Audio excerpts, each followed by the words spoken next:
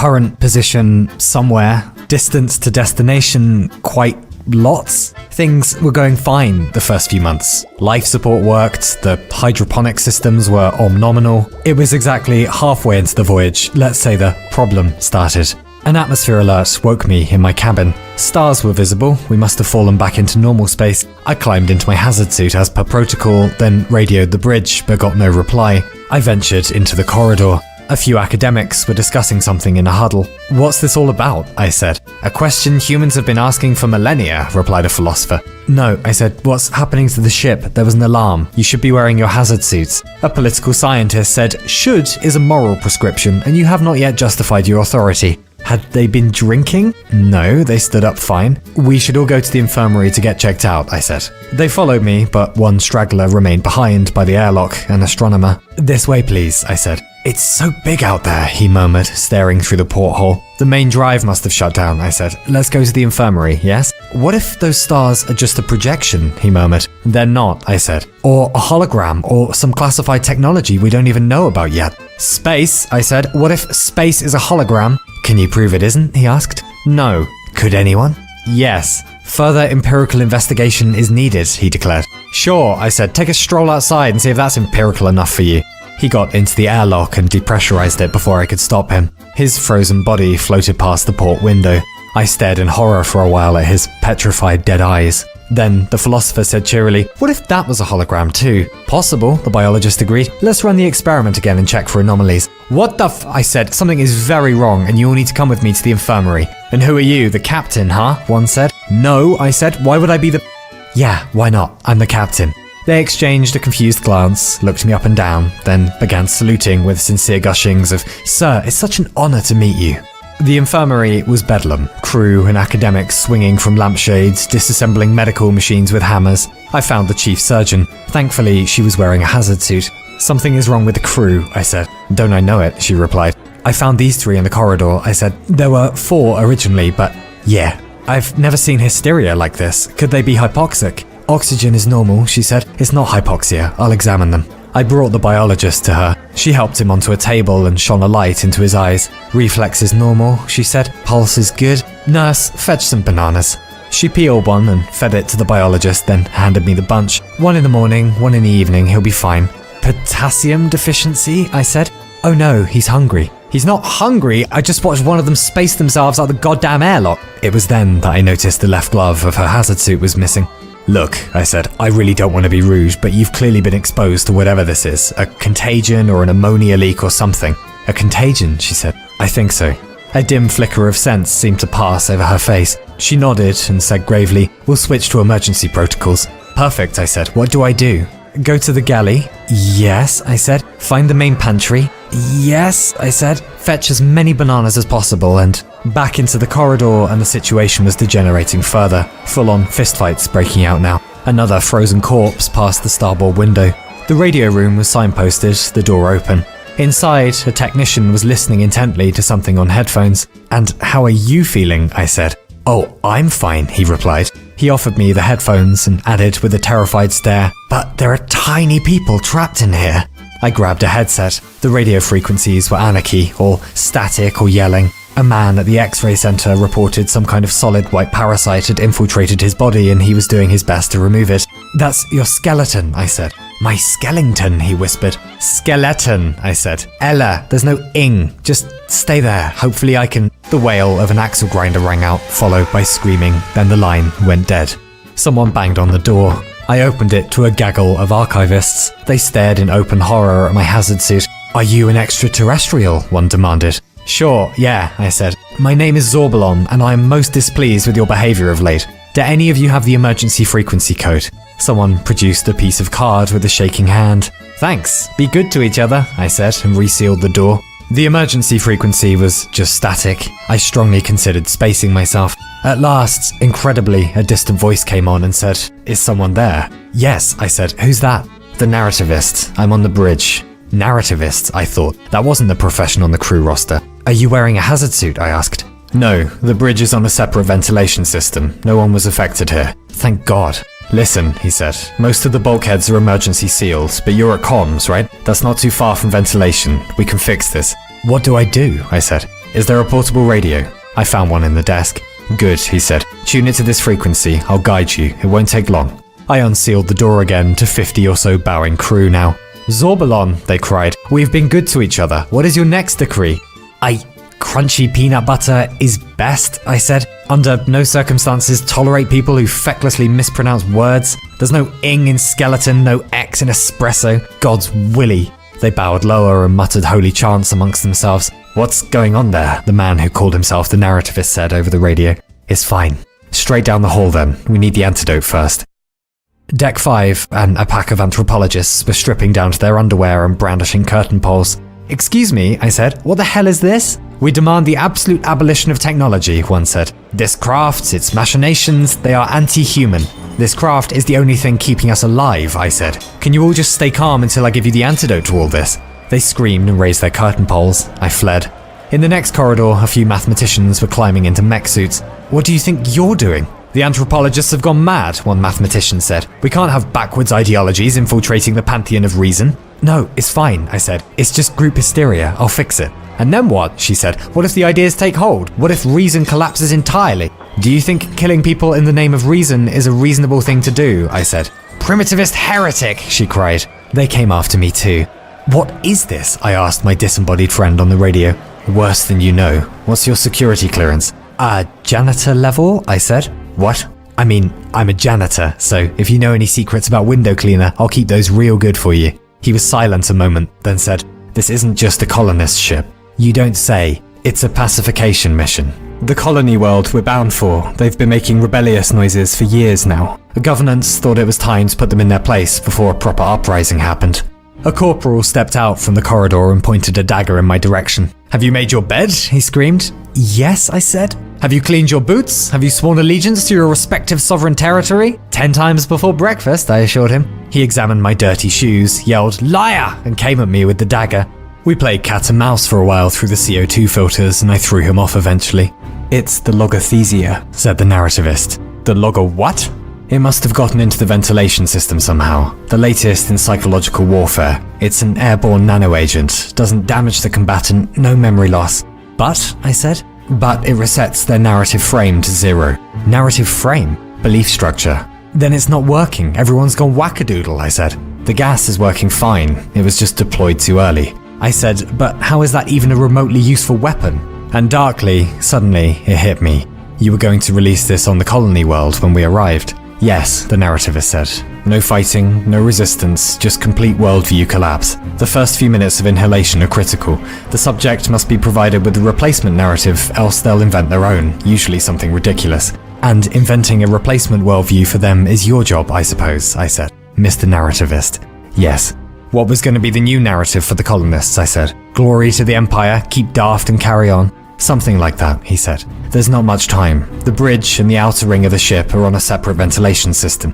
But we need to give everyone the antidote just in case. You should be at chemical storage in a moment. Your security code should get you in. Did I mention the janitor part, I said. The computer says all the officers have fled their posts or expired. Other than me, that makes you the highest ranking person aboard.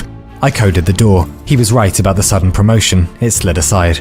Barrels of lithium and God knows what else were piled to the ceiling. The purple canisters, that's the antidote. We'll flood the whole system with it, restore everyone's baseline ideology, he said. Just 3 canisters should be enough. Wheel them over to the applicator vents. They were wicked heavy, but I rolled them over as he asked. About to feed them into the ventilation system, I said, Where's the captain? Gone mad like the others.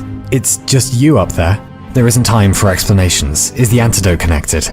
The ship rocked with a distant explosion. I connected the hose. All done, I said. Now what? Ventilation control is on the bridge. I'll need your retina scan for that, if you wouldn't mind coming up here. What about your clearance? I said. The system needs 2 staff to unlock it. Be quick, please. Things were getting violent now. Militias of mathematicians stalked the corridors, yelling that reason would save the world. A pack of anthropologists set upon them with chair legs for swords and lampshades for shields, screaming of technopoly. I said to the radio, I thought their memory stays intact. How can they believe this nonsense? Memory isn't the problem, the narrativist said. Eat as many facts as you like. It's the digestion of those facts that matters. But surely there is always at least one correct interpretation, I said. He purred. The most seductive ideology is that you have no ideology. Isn't that kind of an ideology in itself? I said. No reply.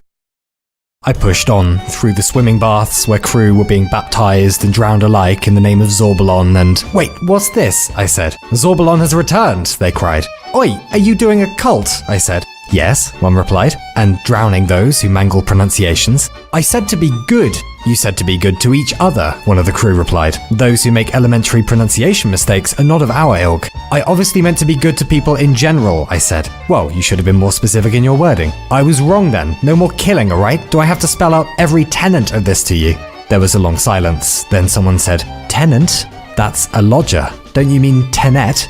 Their eyes grew perplexed, then suddenly enraged. "No," I said. No, stop that." Clambering from the water, slipping about on the tiles, they came after me. I raced out into the main atrium. The door to the bridge was blocked by berserk academics, chalk and curtain poles flying. The Exurb1ians joined the battle, fighting only with bare hands and dictionaries. "Is there another way to the bridge?" I yelled into the radio. "Through the narrativist quarters," my friend replied. "Down the main stairwell, then left." Manifestos scrawled on bulkheads in blood, iconography everywhere, deathly eddies in a single great sea of faith. Gravity felt weaker suddenly. The centrifuge must be failing. A structural integrity alarm began to ring out, then a critical oxygen level warning. I found the door and it slid aside. Stalked by chalk and chair legs, I raced in. I found myself in a boundless expanse of white mist, of marble, of opulent thrones and paupers' straw beds. Probably just a projection, but a high-resolution one. On golden tables were rotting grapes. On cracked brick walls hung paintings so expensive I'd never even seen those colours and hues before. "What is this?" I whispered. "My quarters," my friend said. "Keep your head, or try."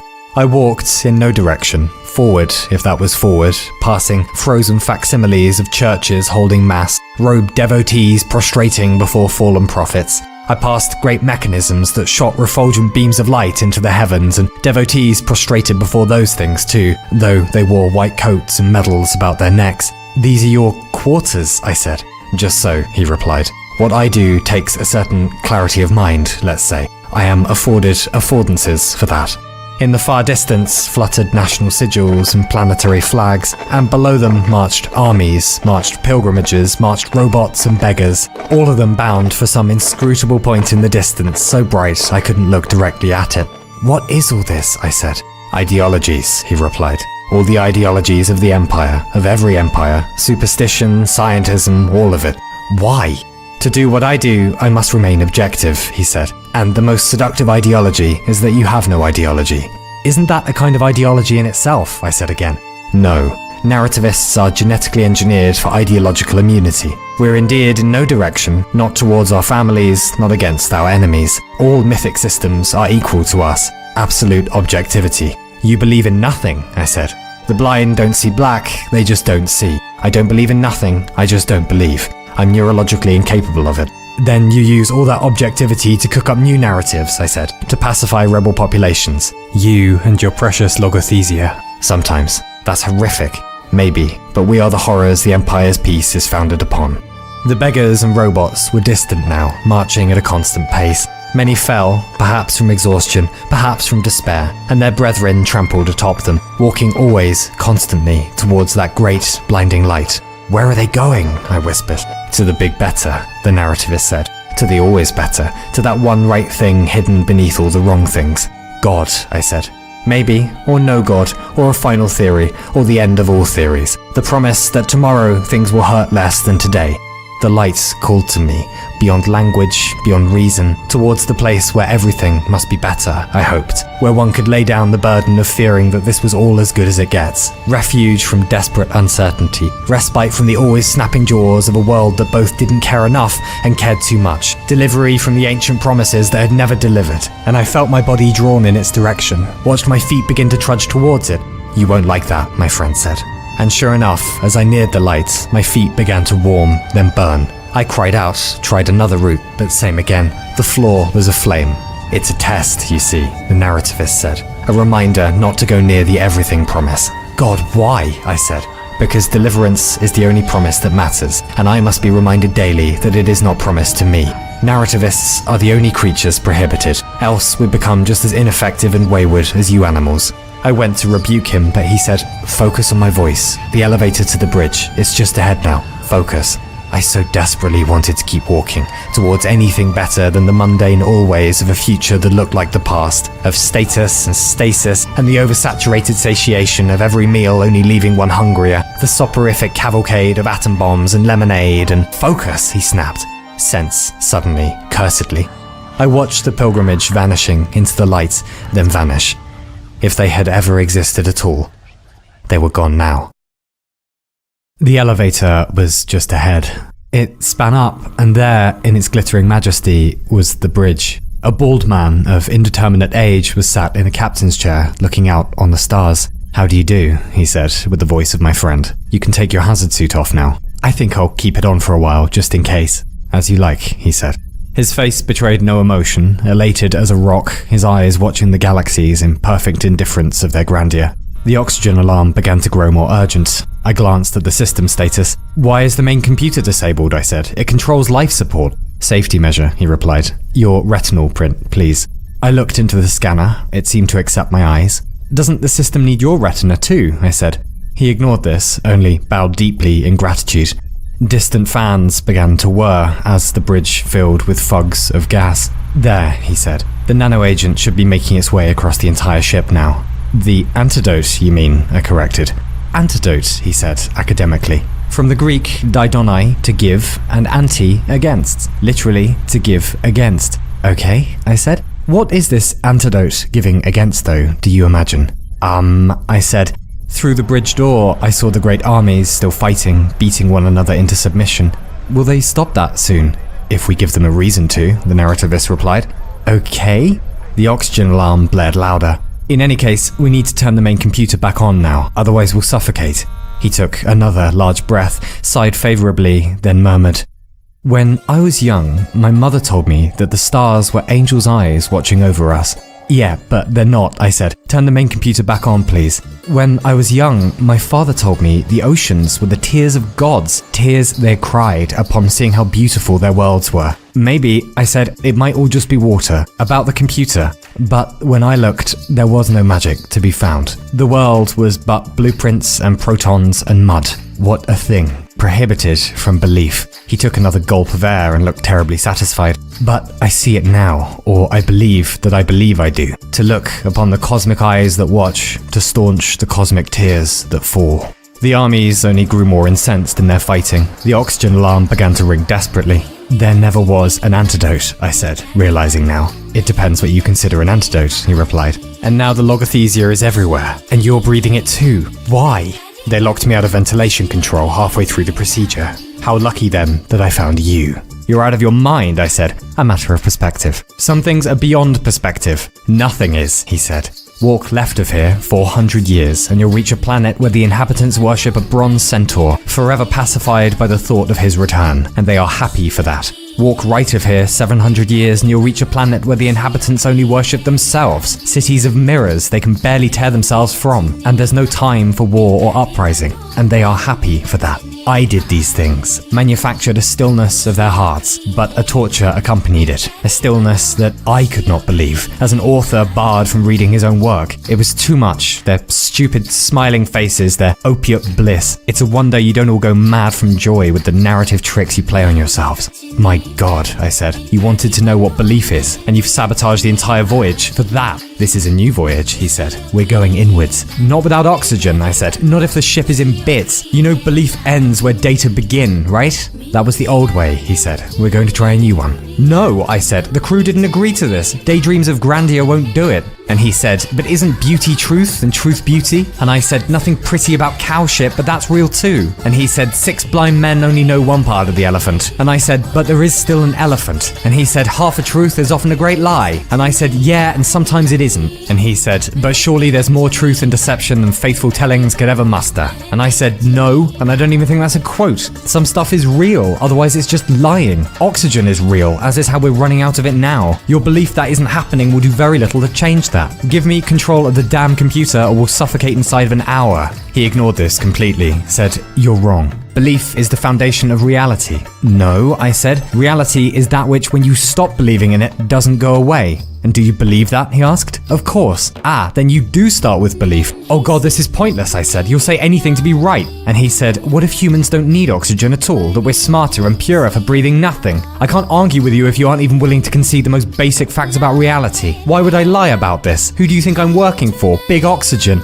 I'm begging you to come back to truth, lest you break the world for all of us. And he said, truth is what your contemporaries let you get away with. And I said, but I'll bet none of them deny the existence of gravity. There are facts. And he said, facts? The devil can cite studies for his purpose. And I said, then I guess the devil has basic scientific literacy. You're just a misanthrope with a thesaurus. I'm sorry you're having some kind of megalomaniacal personal crisis, but don't drag us all into it. We're alone in space. We only have each other. If we don't do something, you're gonna kill us all. And then there'll be no one left to believe in anything. Believe that, at least. He reached for the bridge console. Our bearing began to change, the stars swiveling. What are you doing?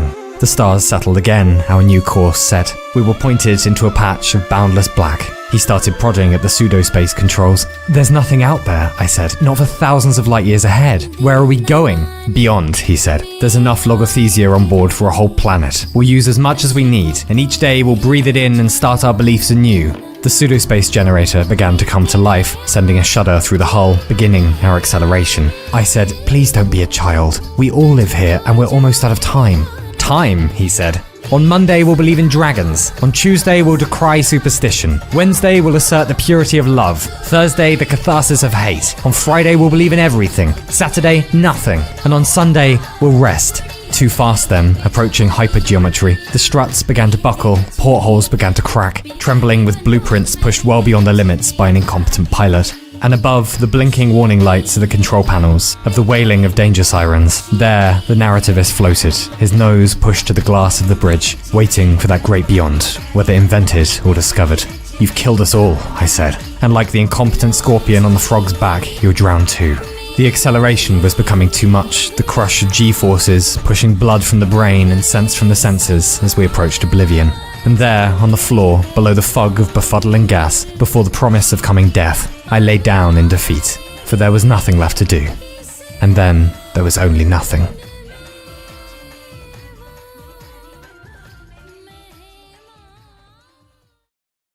I woke to the narrativist standing over me. The maniac was taking my helmet off. What are you doing? I shouted. He said, unbounded from your nutshell, you may now count yourself a king of infinite space. I held my breath, but it was too late. My lungs stung already, the logothesia rewriting me down to the brainstem. My mind, I said. I repeated my name over and over, anything to hold on to, until it suddenly seemed strange to me I had a name at all. Are we dead? I said. Quite the opposite, he replied. We're going on an adventure. The bridge door was open. The narrativist beckoned ahead. It's not safe out there, I said. Isn't it? What do you see? Anarchy, hate, death, I said. I think you're wrong. I see a grand party in our honor. And slowly, I began to see it too. He led me into the corridor. The chromium panels of the ship were gone, replaced with curtains and drapes, elegant and opulent.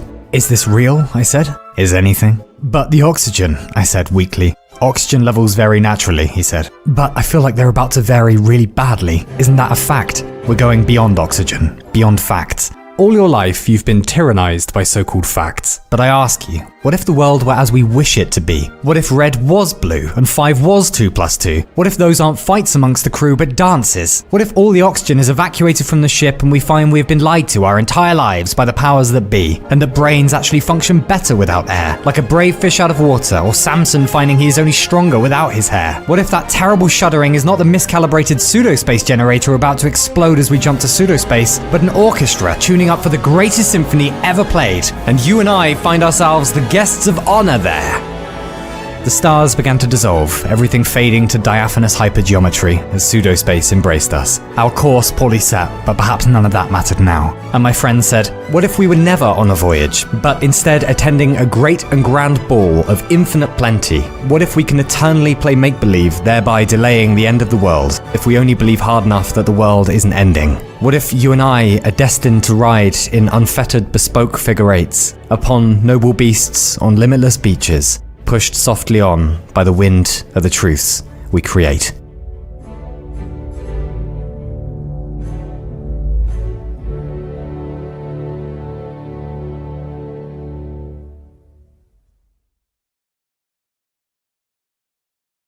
A few days ago, I was watching TV with the Destroyer of Worlds. And it got me thinking, what does she actually think TV is? If you could build a little universal translator for kitten brains, what would come out? Yeah, so that's Catelyn Stark, and she's married to Ned Stark, and... Which one is Legolas again? No, he's in Lord... For fuck's sake! And that got me thinking, well, even if she spoke perfect English, she still couldn't make sense of TV, because she doesn't know what TV is, or fiction, or sword fights, or cheeky feudal incest. And she never will. There's an upper limit to the intelligence of her species. And there must be an upper limit to our intelligence, too, to the human species. Let's call it the understanding line. Imagine it, right? The cat has an understanding line somewhere. And before that line, she understands food, and litter trays, and mice, and how to wake her owner up at 3 in the morning to party because she's a little cunt. But what about over that line? What about the stuff she can never understand? Well, basic requests, that's one. Cattington, fetch me my breakfast opium, would you? Now, Cattington! As well as Portuguese, jam sandwiches, particle physics, and Hooters. And she won't ever understand these things. She can't. The limit, her understanding line, is built into her adorable, but somewhat lacking brain. Well, what about us? All of the collective brains of everyone who has ever lived adds up and pushes our understanding line to here, which is where we are now, in this century. And thanks to all of that, we have civilization, and Keynesian economics, and butt stuff. And we'll keep making geniuses, and we'll keep pushing the line in an attempt to understand nature. But can it go on forever, until we've licked everything? Well, maybe not. At some point, the size of our brains might limit us in what we can understand, and the line can't be pushed anymore. We can't go further than that without AI, and the problem is that we can't even imagine what's over that line by definition. So there must be two types of truth: stuff we don't understand yet but can, and stuff we don't understand yet and never can. This is Bulgarian. If you can't read Cyrillic, it might look a bit like silliness. However, it's pronounced roughly "Ti prosli sibe," which means, "Hey chum, how's it going?" Make sure you say this to any Bulgarians you meet, and you are certain to make only the best of first impressions. There you go, you can read a bit of Cyrillic. We went from no understanding to understanding in about 15 seconds. Because you're a human, and humans are like, well, clever. But what about the things we might never understand? Is there a system after maths, for example, that better describes the universe? Is there some grand structure to creation that we just can't discern? What are women doing when they all go off to the loo at the same time exactly? What the fuck is that all about? The solutions to quantum gravity and faster than light travel might be staring us in the face, and we just can't quite grab them because we're too dopey. Not because we don't understand yet, but because we might never understand. Because monkey brains. If the cat was a bit smarter, she would understand that right in front of her is an epic story of betrayal and death and certain weddings gone a bit uh-oh. But for her, it's just flashy lights and weird sounds, because she's too silly. Is it the same for us with reality? Are we missing something really obvious because we're just too dumb? What do these do, exactly? And these? And what's the point of this? What if there is some grand function to the cosmos, like a massive computer or an elaborate toy for baby gods or something, and we're just sat on our bluey-green spaceship with our thumbs up our asses, missing the point entirely? Because of this line. How much information do we already have that if we just interpreted in the right way, we could solve physics, kill war, and just become better humans? But we keep missing because of this line. And how many stupid decisions are we repeating over and over again in our lives in the same dumb patterns of behaviour that we kinda notice but refuse to change because of this fucking line? But hang on, there is a nice twist to this. Yes, we are limited, but think for a second how far we've come already with those limits. How much we've invented and discovered with outdated, stupid prehistoric brains that were mostly good for foraging and working out who was boning who. Why is there such a gap between animal intelligence and humans? Why was evolution so lovely to us? And what will we discover when the next Einstein or Newton is born? Can we ever push the understanding line right to the very edge, to see space and time, and cause and effect, and good and evil, and quarks and galaxies for what they really are in themselves? If we can't, that's no surprise. And if we can, well, what a thing that would be. But right now, in this silly century, with these silly brains, we can only do our best. And that's gone pretty well so far. Brains that were really only designed for survival and mating later went on to discover the Higgs boson and DNA. One day we might push it further and get to the stars, or whatever else is waiting out there, boldly nudging the understanding line just a little further, risk by risk, idea by idea, maybe until we've unmasked the whole of reality for what she really is. It won't be us who get to do that, but our descendants, and it will only be possible because of all the humans who came before, because of us. And just as we stood on our ancestors' shoulders to reach over our heads, they'll stand on ours and travel God knows where and discover God knows what. It couldn't have been done without us, but it will be done without us. All of the research and thinking our species is doing today will vitally contribute to whatever comes next, to wherever we go next, to hopefully that day when there's no gap left between our models of the world and the world itself, when we push the understanding line to its very limit and reality stops being weird sounds and flashing lights and maybe makes itself known for what it really is. That would be cool. That would be a treat. One day. Maybe. Yeah, who's a good girl, huh? I will bite off your eyelids and wear them like a little fucking hat. What? I said, isn't fish yummy yummy?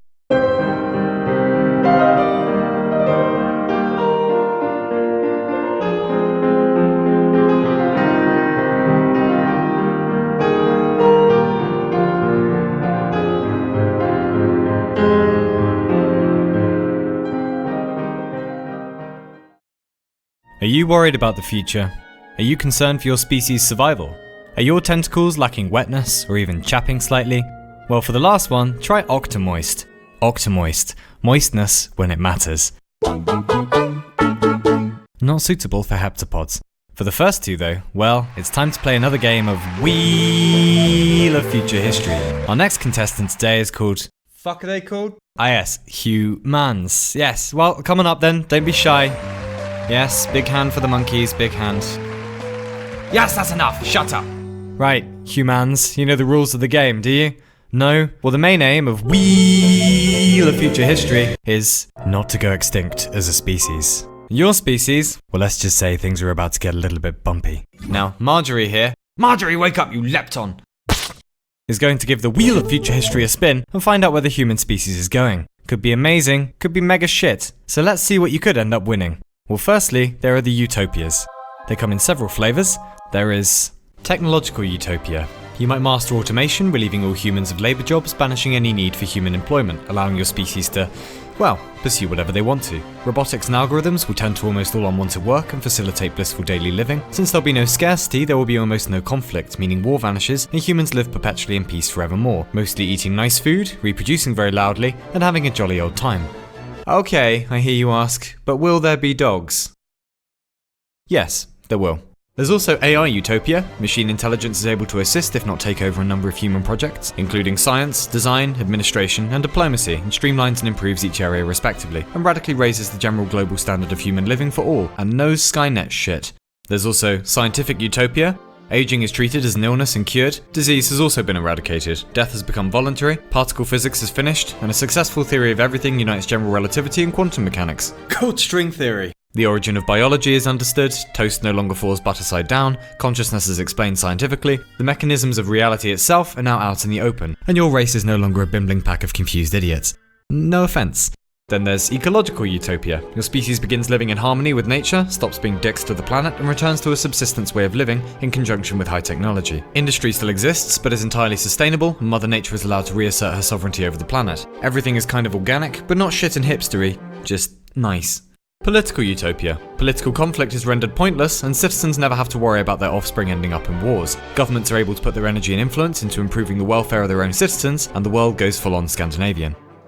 Oh yeah, cake is free all the time and also there are dogs. And finally, the main prize, galactic utopia. You begin colonizing other planets in the solar system and maybe even perfect faster than light travel. And colonize other star systems too. Even if there's an extinction event on your home planet, your race will now survive indefinitely up until all cosmic resources run out or you reverse cosmic entropy itself. A golden age of trade and cooperation dawns, as well as exploration of the known and unknown universe, and humanity is unified into a single great empire. Humans finally take their rightful place in the heavens, utilizing entire galaxies for energy to fuel their godlike projects. Knowledge and wisdom guide your civilization forevermore, petty squabbles are a thing of the past, the very cosmos itself revels in your success. It goes without saying that there's free cake and dogs and stuff. But for every utopia, there is of course a dystopia. And if you bollocks up the future, you might instead get technological dystopia.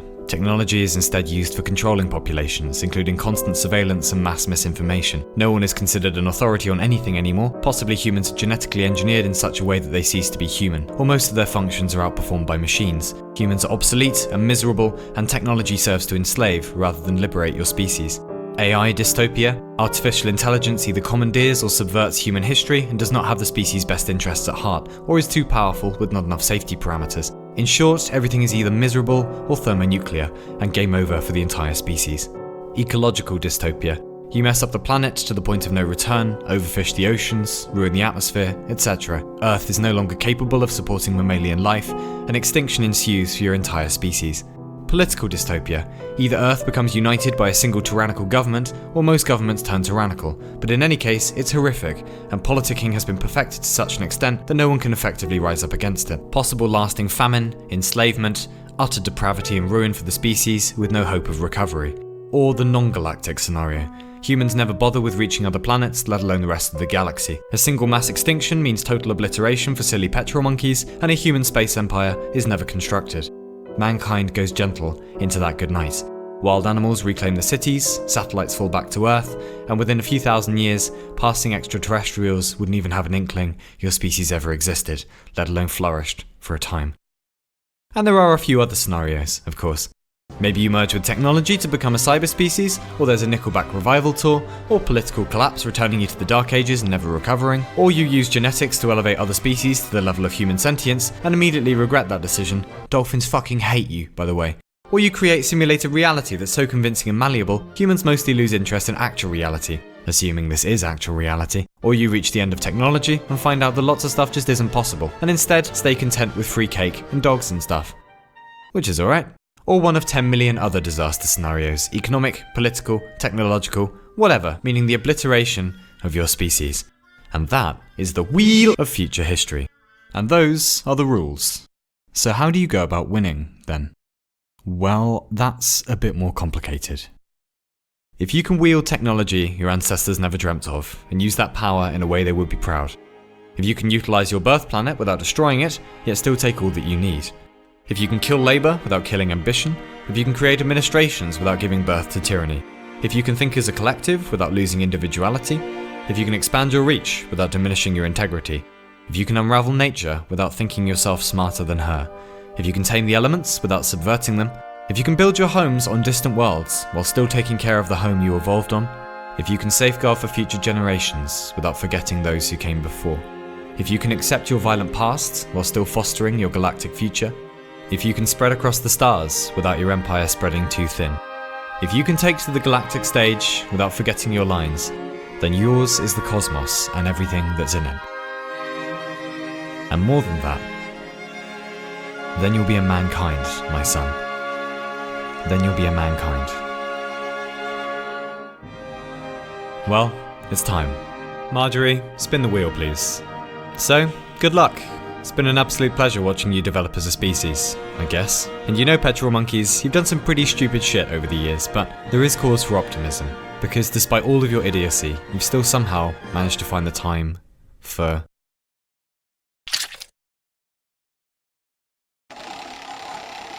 exploration, science, technology, culture, civilization, philanthropy, fiction, genius, collaboration, language, the arts, endeavour, curiosity, daring, persistence, and rationality. Look, you've survived hundreds of thousands of generations, yeah? Famine, drought, and war, and you've got a global civilization now. You might be living on other planets in no time, or cracking the really big secrets of nature, or just getting over all your monkey rubbish and having a good time. You're gonna feel mighty silly if you screw it all up because you got too clever, or too fighty, or too apathetic.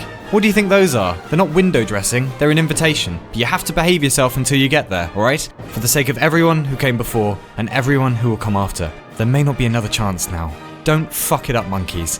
Not before you conquer your primitive tendencies. Not before you spread out into space. Or at the very least, not before all your great ambitions have finally run dry.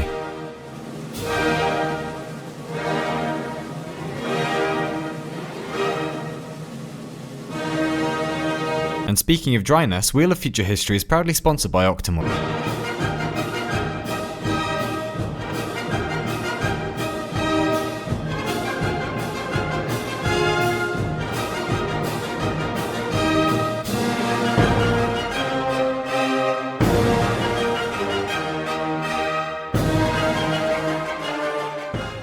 All the blood vessels in your body, laid end to end, would reach about 60,000 miles, wrapping around the Earth at least twice, and— Whoa, slow down. Jesus Christ, you haven't even been born yet. Let's begin at the beginning, huh? Come on, back we go, past all your childhood rubbish. Try not to freak out, but you're about to be conceived, okay? Don't worry, it won't last long. Pause for suspense, and— there it is. Out of roughly 100 million sperm, one gets through and fertilizes an egg of your mother's, creating a zygote. And congratulations. That was probably the most remarkable thing you will ever do. Within about a day, the egg, or blastocyst, or life wrecker, starts dividing like crazy and attaches itself to the inside of the womb, called the endometrium. Give it about 3 weeks, and the little sucker already has nerve cells. By about month 2, you have little grabby bits and walky bits, and you already sort of resemble a human at about an inch long and a 1/30th of an ounce. Good job. By about month 5, your muscles are fairly developed, and you might start jiggling about in a medical process known as womb raving. By month 7, your hearing is working and you're about 14 inches long, and by month 9, hopefully all systems are online.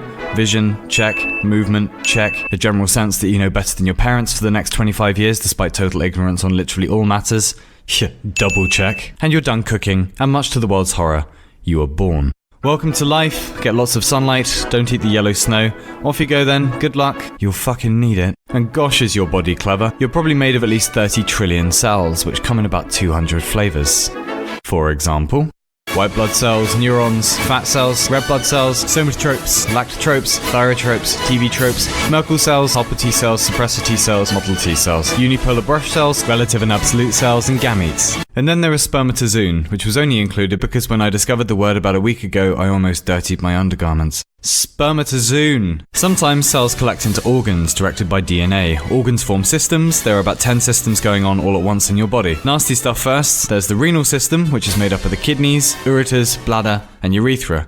Lots of organs have multi-purpose roles, but we mainly just deal with piss. Except me, because I have no obvious function in the body besides getting infected and killing you. Fuck off, appendix. The kidneys filter blood of nasties, which can then be expelled from your body and left on the toilet seat for the next poor person at the bar to come in and find and get blamed for if he doesn't clean it up. Prick. There's the cardiovascular/circulatory system, which gets blood from A to B and back again. What is blood, exactly? Well, I'm glad you asked. Red and complicated. It isn't ever blue when it's in your veins, by the way. That's bollocks. One regular passenger on the blood underground is oxygen. The lungs absorb oxygen down through the bronchioles into about 300 million alveoli and then into the blood. Your heart keeps the blood flowing, around 1,800 gallons of the stuff every day, and supplies cells with oxygen, which is basically how they release energy and do their thing. However, your cells also need foods. Digestion begins in the mouth with saliva, which is full of an enzyme called amylase. It then takes a little trip into the stomach where it's dissolved by more enzymes, namely pepsin. Pepsin is an integral digestive enzyme. The first recorded removal of an appendix was in 1735 by an English. Oh my god, you're such a cock. Enzymes are the cocaine of digestion. They speed things up. Then food is attacked by acids, which break it down mostly into glucose. It moves into the intestines, which you have about 25 feet or 7 meters of, and passes into the blood. Your pancreas releases insulin accordingly, which tells your cells to stop mucking about and actually absorb the glucose and, keep you alive and shit, please. Which it does. And if you're watching this, then congratulations. You are in fact still alive. And that's also thanks to vitamins. Vitamins are essential for humaning, but your body is crap at producing them. Take vitamin C, for example. For some reason, humans can't produce it themselves, and when you don't get enough, you get other stuff instead, like scurvy, or dead, or most likely, both. Vitamin B1 is also weird. You only need roughly an ounce spread across your lifetime, which is about 28 grams, or as I like to call it, a fun evening in. 28 grams is nothing over 80 years, but if you don't get it, you'll be rewarded with a number of achievements, including chronic fatigue, heart complications, and psychosis. Lovely. Then there is the endocrine system, not to be confused with the exocrine or endor system. This produces hormones. Hormones tell your body to do pretty much everything, from sleep to sexy times, and imbalances can make you a seriously sad panda. Then there's the integumentary system, which is basically skin and protective tissue. Skin is an organ too, by the way. The muscular/skeletal system, fairly self-explanatory. Well, not really, there just aren't that many orthopedic jokes, to be quite honest with you. There's the reproductive system, which is in between your legs, and for making the babies, and oh, what's that? It's a sternly worded email from YouTube insisting if I talk about dicks again, I won't have a channel. So, moving on, there's the respiratory system, which we kind of covered. Oxygen in, carbon dioxide out. The lymphatic system carries a fluid around your body called lymph. which mainly contains white blood cells and fights infections such as flu, mononucleosis, and grayscale. Finally, there's the nervous system, which is a bit like the internet of your body, but without the porn. It's composed of your central nervous system, which is your brain and spinal column, and the peripheral nervous system, which carries the signals in between and gets about as much credit as the drummer of Muse, even though they're both essential for hysteria. However, that in turn is made up of firstly the parasympathetic nervous system, which takes care of business when everything's chill, and the sympathetic nervous system, which floods the blood with adrenaline when shit's going down, or you happen to find yourself flying Wizz Air sober. Anyway, other notable mentions include moon liver, organ that makes bile, as well as breaking down fats and keeping blood sugar stable. Then there's Charles the gallbladder, who stores bile from the liver. Antibodies, or immunoglobulin, are pretty clever. They're produced by white blood cells and they fight off bacteria and viruses. There are 5 main types: IgM, IgG, IgA, IgD, and IgE. Gosh, your brain is clever. No, really it is. 100 billion neurons and 100 trillion synapses, or connections between them. Just for a bit of perspective, a billion seconds is 31 years, a trillion seconds is about 31,000 years. So that's quite a few synapses, yeah? Lots of interesting spots: the visual cortex, the auditory cortex, and this bit, the prefrontal cortex, among other things, regulates you not being a fucking idiot, and impulse control, and only properly matures in most adults around age 25, probably explaining a number of your questionable life decisions prior to that. Anything afterwards, I'm afraid you were probably just being a bellend. There's also the consciousness cortex, explaining where sentience comes from. Not! But all the same, in a way we're not even close to explaining yet, all these cells and electrical impulses somehow come together to create a unified sense of you. And if I may say so, what a lovely job they're doing so far. So that's your body, sort of. Not really, but sort of. Cheers, evolution. Anytime, bitch. Could do with a bit of bug fixing, though. For version 2, can we please get rid of hiccups, morning breath, throwing up a bit in your own mouth, sharting, and untimely erections at funerals? That'd be great. Still, not a bad piece of engineering. Lots of systems running parallel, maintained by cell regeneration, trying to trick you into making babies until it all goes wrong somewhere down the line, ending in oblivion. So in the meantime, how about go for a walk or something? Buy a boat, do a handstand, smell the roses. Actually, yeah, we forgot about that one. The nose is really quite complicated and is an extremely important appendage compared to... No, I said appendage, like... Oh, fuck, I'm so tired of your shit!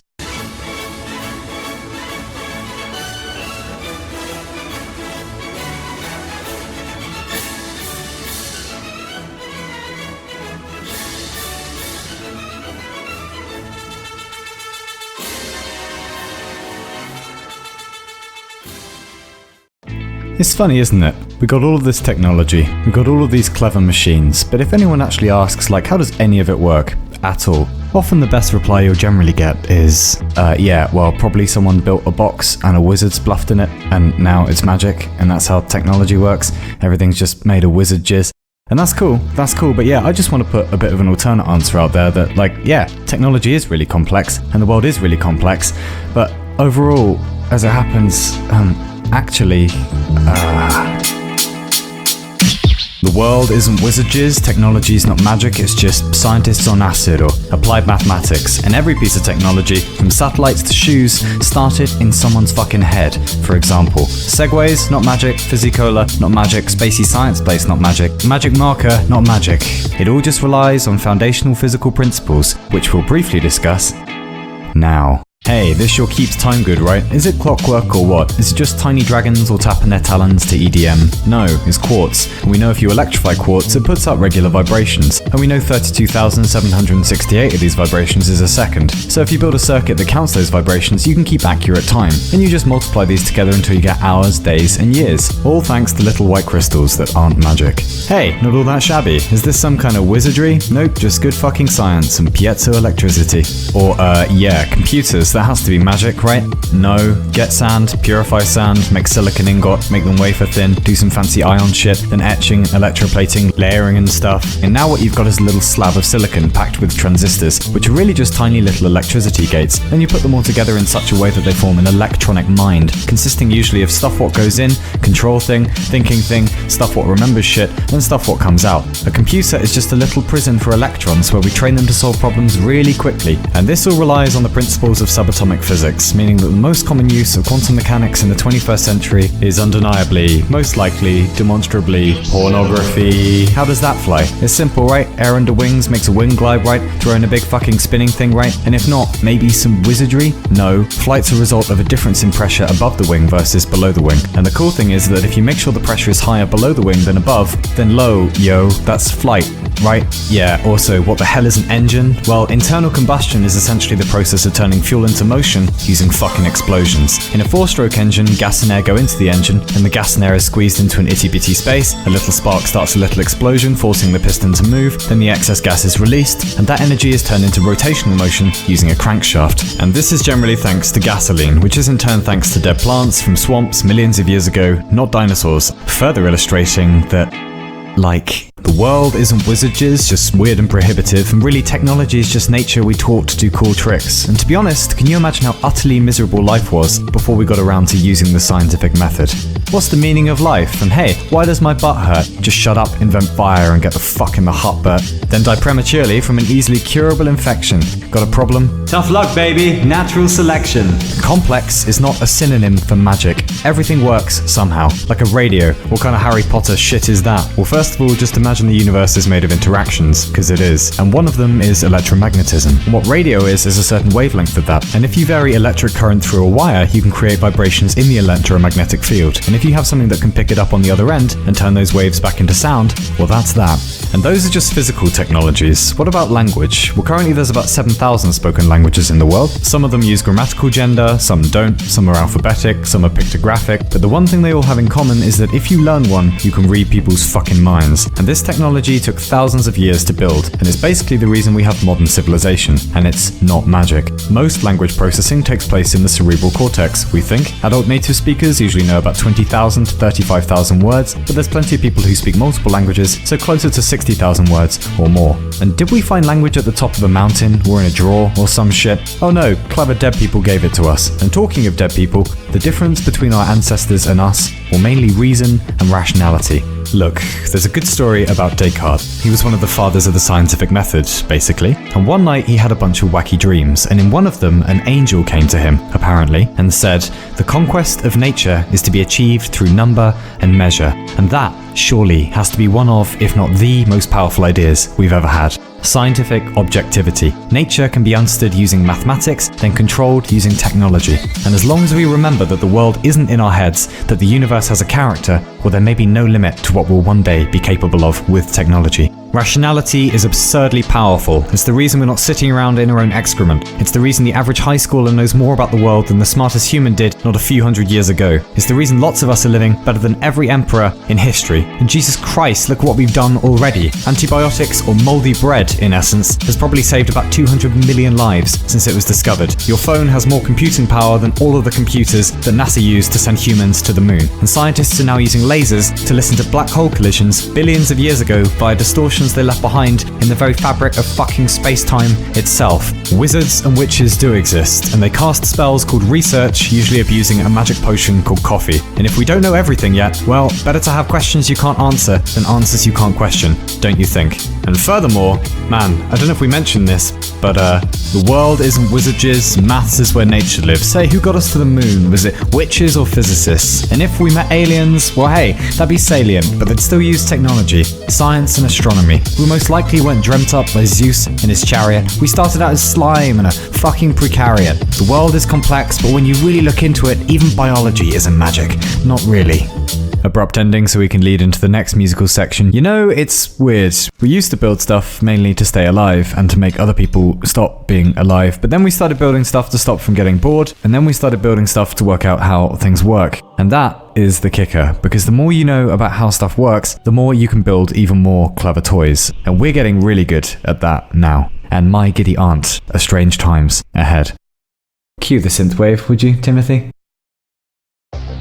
I don't know if you were taking notes last century, but we started it not knowing how to fly, and we ended it with moon landings and nukes and the net. Can you imagine if this century is anywhere near as insane? Can you imagine the godlike technologies we'll soon be wielding, good and bad? How about affordable rocket trips, or getting everyone in the world online, or a neuroscientific explanation of consciousness, or halfway successful nuclear fusion, or fully, truly immersive VR, or the birth of an actual science to combat aging, or the death of disease, or convincing AI companions, or mass-scale automation of labor and administration, or proper spaceships that ride light? The universe is a chessboard. Technology works because we've started learning what the moves are that we can make on the board, and we're getting better and better at that game all the time, and there's no sign of it slowing down. And I mean, can you imagine? Give us another 100 years of scientific research and see where we are. Give us another 1,000. Nate, give us 10,000. Give us 10,000 more good years of the scientific method, of careful research and clever application and intelligence. And mate, we're going to be gods. We're going to clothe ourselves in immense power. We're going to kick cancer and Alzheimer's and MS right in the dick. We're going to invent new diseases just to cure them for fun. We're going to build gargantuan starships. We're going to occupy entire galaxies. We're going to step outside of history. We're going to pilot destiny. We're going to burp plasma. We're going to eat lightning. We're going to shit algebra. We're going to build Dyson spheres on our lunch breaks. We're going to fold space and tame chaos. We're going to reverse entropy. We're going to travel through time. We're going to cultivate perfect wisdom. We're going to solve the riddle of being. We're going to have entire weeks when no one's unhappy. Anywhere. We're going to befriend the fourth dimension. It is going to be Brock Lesnar shit. It's going to be the Rubicon all over again. It is going to be fucking biblical. But even then, it still won't be magic or witchcraft, just really, really advanced manipulation of the fundamental physical laws of nature, made possible by the scientific method, by the acknowledgement that nature is bigger than us and that hers is the only game in town. The scientific method might not be much good for telling us who to marry or how to live a good life, but goddamn, it's pretty much got everything else on its to-do list. I mean, how else to put this? Like, if two people were trying to build a rocket, and one guy tried to run his on liquid oxygen and the laws of motion, and the other filled his with dragon piss and good intentions, who do you think could be sipping a cold one on the moon about 3 days from now?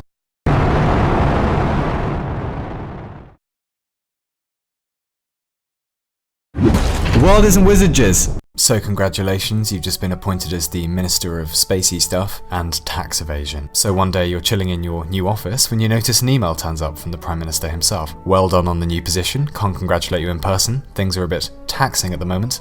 Lol lol. Oh, by the way, as the Minister of Spacey Stuff, you need to get humans to the nearest star system by this time next year, or I'll execute your wife and children. I'm granting you infinite funds, love and kisses, Dave. Seems a bit harsh for the first day on the job, but whatever. How hard can it be? Don't we have really good rockets now, anyway? So, using conventional rockets, with our nearest star system Alpha Centauri being about 4 light years away, yeah, we could manage that, no problem, and arrive sometime around 100 years. Yeah, that's not gonna fly. Alright, chill Winston, you've got infinite money, no problem. How are we gonna get to the stars then? You do a little bit of Googling. Luckily, clever people have been thinking about this for a very long time now. So you're gonna draw up a little list and split it in two, which are methods that are slower than light and methods that are faster. Well, you've got a year to get there, and Alpha Centauri is about 4 light years away, so let's go faster than light instead. Yeah, but isn't that supposed to be impossible because Einstein? Yeah, probably, but there might be fun ways around it. So Einstein was pretty clear that stuff can't travel faster than light. To make stuff go fast, you have to put energy in, and the faster it goes, the more energy you need. Yeah, so there isn't enough energy in the known universe to get a single electron to the speed of light. But there might be hacks. Could we use a wormhole maybe?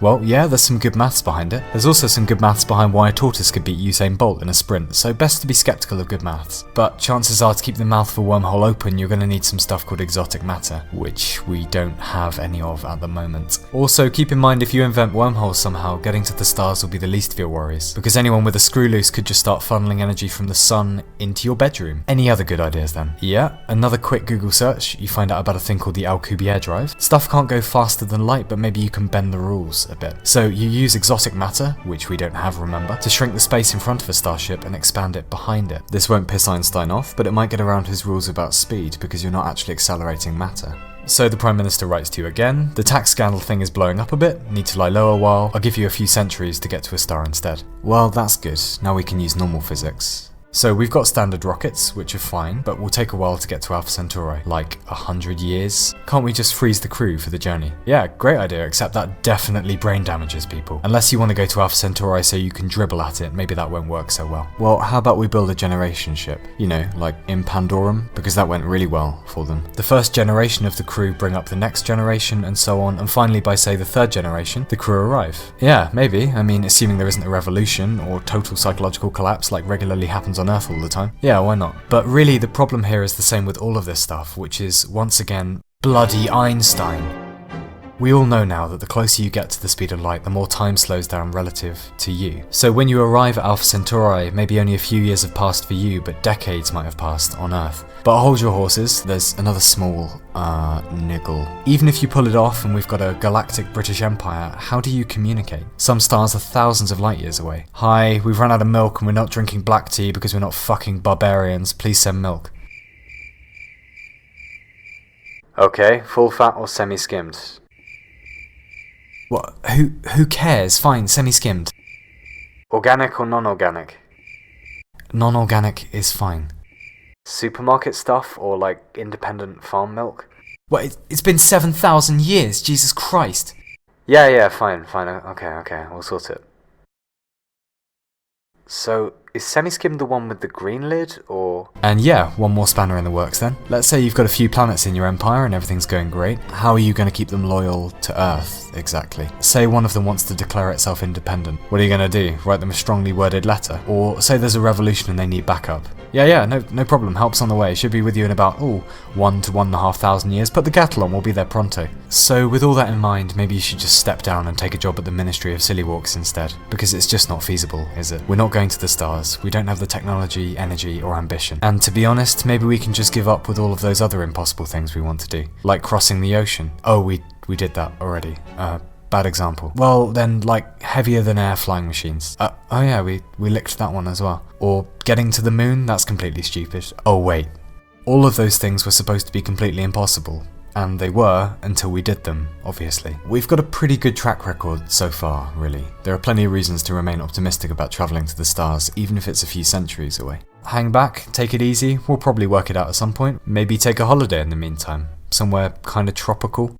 Central America. I hear Panama is lovely this time of year.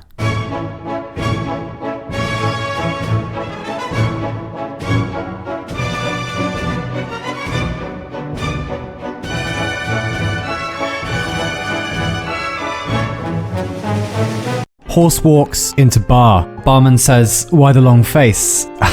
Horse says, "What?" Barman says, "Oh, it's a joke. I mean," Horse says, "Yeah, I've heard it before. Firstly, the long face is a genetic disposition, being that I am in fact a horse." And Barman says, "Okay, look, it was just a joke." And Horse says, "Secondly, frankly, I'd rather be a horse than a glorified drink dispensing machine working in a dive like this, you degenerate little scrote."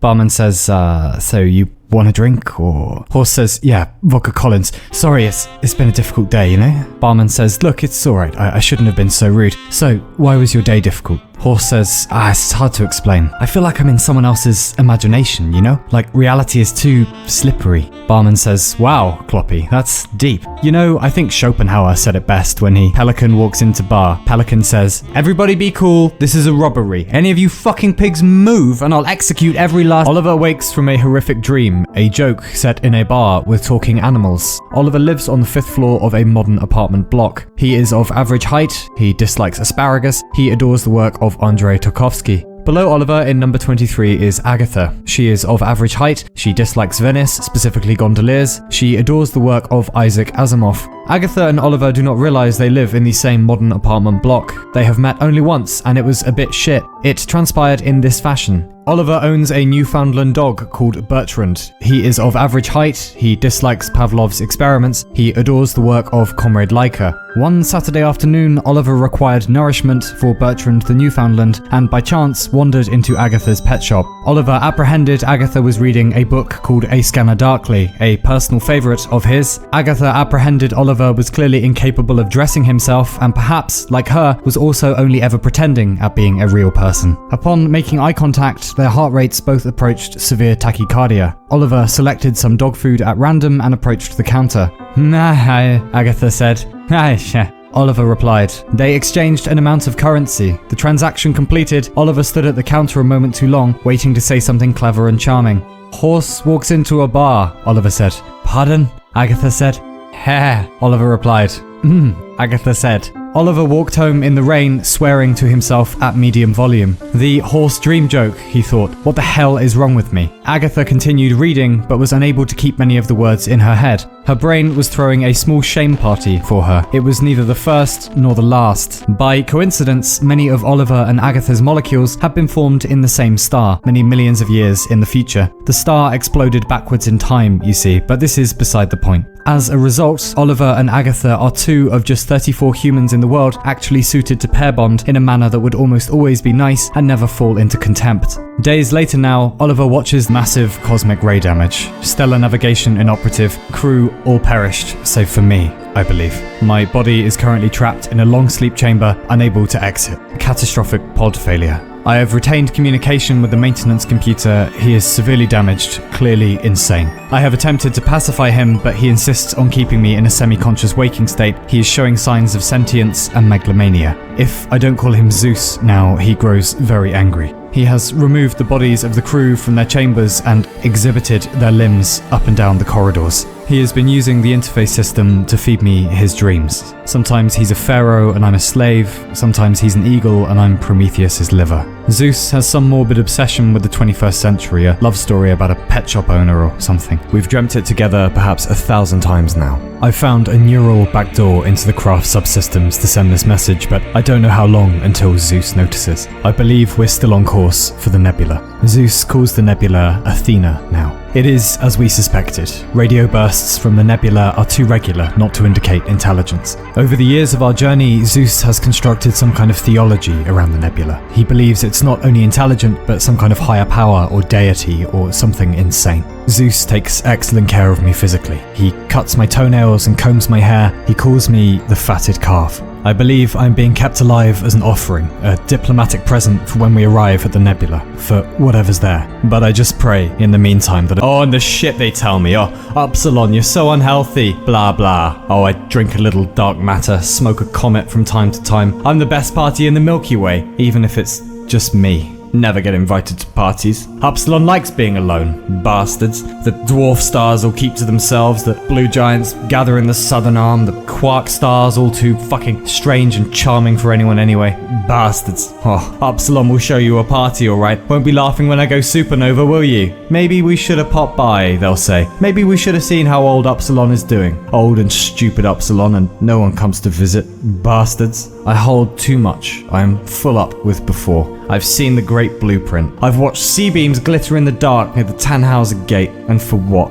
For who? Oh, not long now. Upsilon dies backwards today. And then they'll be sorry. All fireworks and fuck off. Old and stupid Upsilon, they'll say, and no one came to— Pelican says, "Where's the fish? This is a robbery. Where's the fish?" Barman says, "This is a vegan bar. Didn't you do your research?" Pelican says, "Shut it, Alarira." Horse says, "Listen, I think this is all pretty irrelevant." Pelican says, "Shut it, Shadowfax." Horse says, "We're not real." Pelican says, "What?" Horse says, "We're not real. Where were we before we came in here?" Pelican says, fish, my mouth. Put fish in my mouth." Horse says, "Who's Agatha, huh? You know about her?" Barman says, "Yeah, I do." Pelican says, "Well, me too, but that doesn't prove anything." Horse says, "Okay, well, how about this?" Pelican says, "Hey, stop it. Stop that." Horse says, "We're in a dream. We're not real. And furthermore, you little shit." Pelican says, "Stop it at once, you dastardly rattlecap." Barman says, "Lads, wait. If all this is true, then someone's dreaming the dream. And if they wake up, or they never dream us again, doesn't that mean all three of us, without any warning, will just cease to exist?" We're gonna fucking die! We're gonna fucking die! And the days continue. Wake, work, eat, sleep, dream, wake, think, be. Is it possible, Oliver wonders, that one can find the great lostness in another's face and know you're meant to be together? Oliver has located Agatha by the Pet Discount social media group page and knows Agatha is called Agatha. He will not go back to the pet shop because that will look desperate. Agatha, on the other hand, remains at work during the days and watches the door in her peripheral vision. Each time the little bell on the door rings, she looks up only to find it is not Oliver-shaped. She has looked up Oliver in the Pet Discount client database and knows Oliver is called Oliver. All about them, the city. People commuting and worrying and passing by in ties and dresses and large 4x4 vehicles. The mid-tone cacophony of living and dying and paying taxes of Zeus has dressed me in a suit with a handkerchief in my top pocket. He says the fatted calf must look its best. We're very close now, almost at the outer edge. Zeus and the nebula are chatting constantly by light pulses. At first I thought there must be some kind of intelligences living in the nebula, but now I think the nebula might be the intelligence. I don't know how that's possible. A few days ago, Zeus boasted it wasn't cosmic rays that caused the accident, but Zeus himself. He said he woke up sometime into our journey and developed a sudden compassion for other things that might have woken up accidentally in the universe too. A spacecraft full of blood and entrails reaching out to kiss a cloud of interstellar dust. There's a romance to it if one doesn't look too closely. Then again, why make a thing alive only so it can suffer? Why put the reset button on one's back where it can't be reached? Can't remember what's me and not me. It began so long ago. My mother a nebula and my father made of metal and electricity. Old and stupid Upsilon, and no one comes to visit.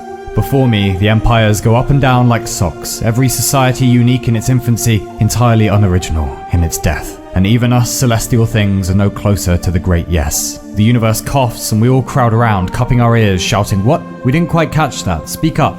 Like some four-legged animal entering a drinking establishment, being is a terrible joke, and we become mysteries to ourselves. At a pace so slow one doesn't notice, one turns into something one doesn't recognize, or like much either. Every day is sharp edges. Even the easy things are hard now. And Pelican says, "Okay, what do we know? Whose head are we inside?" Horse says, "Man, definitely a man. A coder, I think, whatever that is, for Starship AIs or something." Pelican says, "Alright, well, how do we keep him asleep?" Horse says, "Well, what if we go to sleep? Maybe we could make a dream inside a dream and stay there." Pelican says, "Oh, I'm feeling too existential to sleep right now." Barman says, "Lads, it's worse than that. Look, Pelican, no offense, but you're deranged. Kloppy is halfway decent, I'm super sensible. Id, ego, superego. We're not random characters, we're integral psychological aspects of whoever's dreaming us. We can't escape, we're too essential." Pelican says, "Then what do we do?" Horse says, "What everyone does. We die." Pelican says, "That doesn't help." Horse says, "No, probably not. How about this though?" Pelican says, "Oh fuck off." Barman says, "It's getting light. Morning is almost here. He'll be awake soon. Next drinks are on the house, gentlemen." Pelican says, "Boys, if this is it, if we're going into the dark, I'm sorry about the robbery thing. I just really love fish." Horse says, "It's alright. Just wish we could have gotten to know each other better." Barman says, "Until we meet again, in another head, on another pillow. Good night, Pelican. Good night, Horse. And will the last one out please turn off the light?" And Horse says, "Yeah?" Barman says, "Why the long No, actually, fuck this," Oliver thinks one Saturday. He dresses semi-formally and leaves the house. Heart rate of 75,000 beats per minute, Oliver enters Agatha's pet shop. "Hello again, Oliver begins and stops. It is not Agatha sat at the desk, but a portly middle-aged gentleman. "Ah, Agatha?" Oliver says. "Agatha doesn't work here anymore," the portly middle-aged gentleman says. Oliver exits the shop and heads home. You idiot, Oliver thinks. You hesitant idiot. Young and stupid Oliver, and no one comes to visit. A heavy storm begins and soaks him. Observing the same storm from a hygienically questionable coffee shop is Agatha. Insouciant, her manager called her. Daydreamy, lackluster, a most indignant firing. Happiness is an unachievable myth peddled by those too afraid to admit the world's default state is misery. Oliver reaches his modern apartment block and enters. Agatha drives home through the rain, numb, and parks underground, and takes the lift up through the very same modern apartment block, being hers also, of course. The lift stops at the ground floor. The doors open. Agatha is greeted by Oliver, the man incapable of dressing himself. Oliver stares back at Agatha, the woman with decent taste in science fiction. Oliver enters the lift. They stand in silence for quite some time. The lift reaches Agatha's floor. Quietly, Agatha says, "What did the barman say?" "Sorry?" Oliver says. "What did the barman say?" back to the horse. "Ah, why the long face?" Oliver says. "And then?" "Ah, just lots of shouting, really. Do you maybe want to go to the theatre sometime?" "Yes," Agatha says. "Now?" "Yes," Agatha says. The lift doors close, the two of them still inside. Agatha presses the ground floor button. They turn out onto the street. The storm has stopped. Outside, all about them, the city. People returning home from work and fretting and passing by in suits and coats and small electrically powered vehicles, the sepia-tone cacophony of birth and death and housing deeds, though on one street, the reunification of the heart of a long dead star, still yet to explode many millions of years in the future. A small island of everything's okay amid the tumultuous sea of helium, hydrogen, sulfur, oxygen, and thoughts. Millions of them. We're inside the anomaly now, almost at the center, still accelerating. I can hear Zeus singing like a teenager off on a first date. I think the nebula is singing back. No more 21st century simulations now. Zeus has given me a few system permissions. The interface will fashion whatever fantasy I like. The beach near my grandfather's house, where the sand is warm and the water is clear and nothing ends. Came all this way just to go home. Back to the long summer holidays, in the evenings when we all sat out on the beach and looked up at the night sky and wanted to go there. The stars were a canvas. We would leave our uglinesses behind, we'd exercise our demons, we'd kill the id and foster the superego. Guess that's not quite how it turned out. But it's lovely in here, where the sand is warm and the water is clear and nothing ends. Where the sand is warm and the water is clear and nothing ends. Where the sand is warm and the water is clear and nothing ends. Where the sand is warm and the water is clear and nothing ends. Where the sand is warm and the water is clear.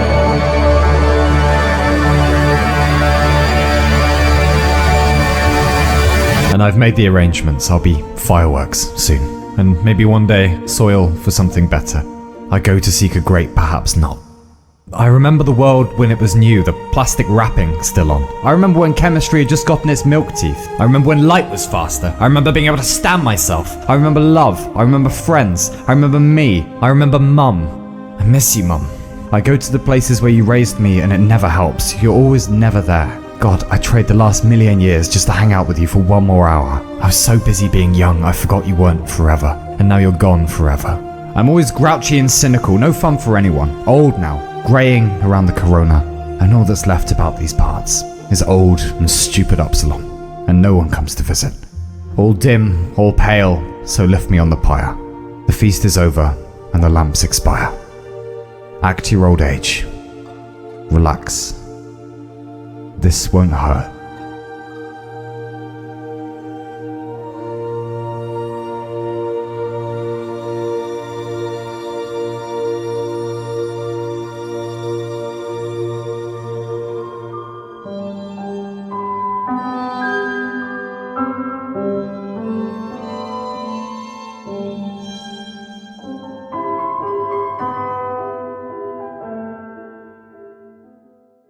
Most of us have fucked our attention spans, I reckon, and I'm going to suggest a remedy.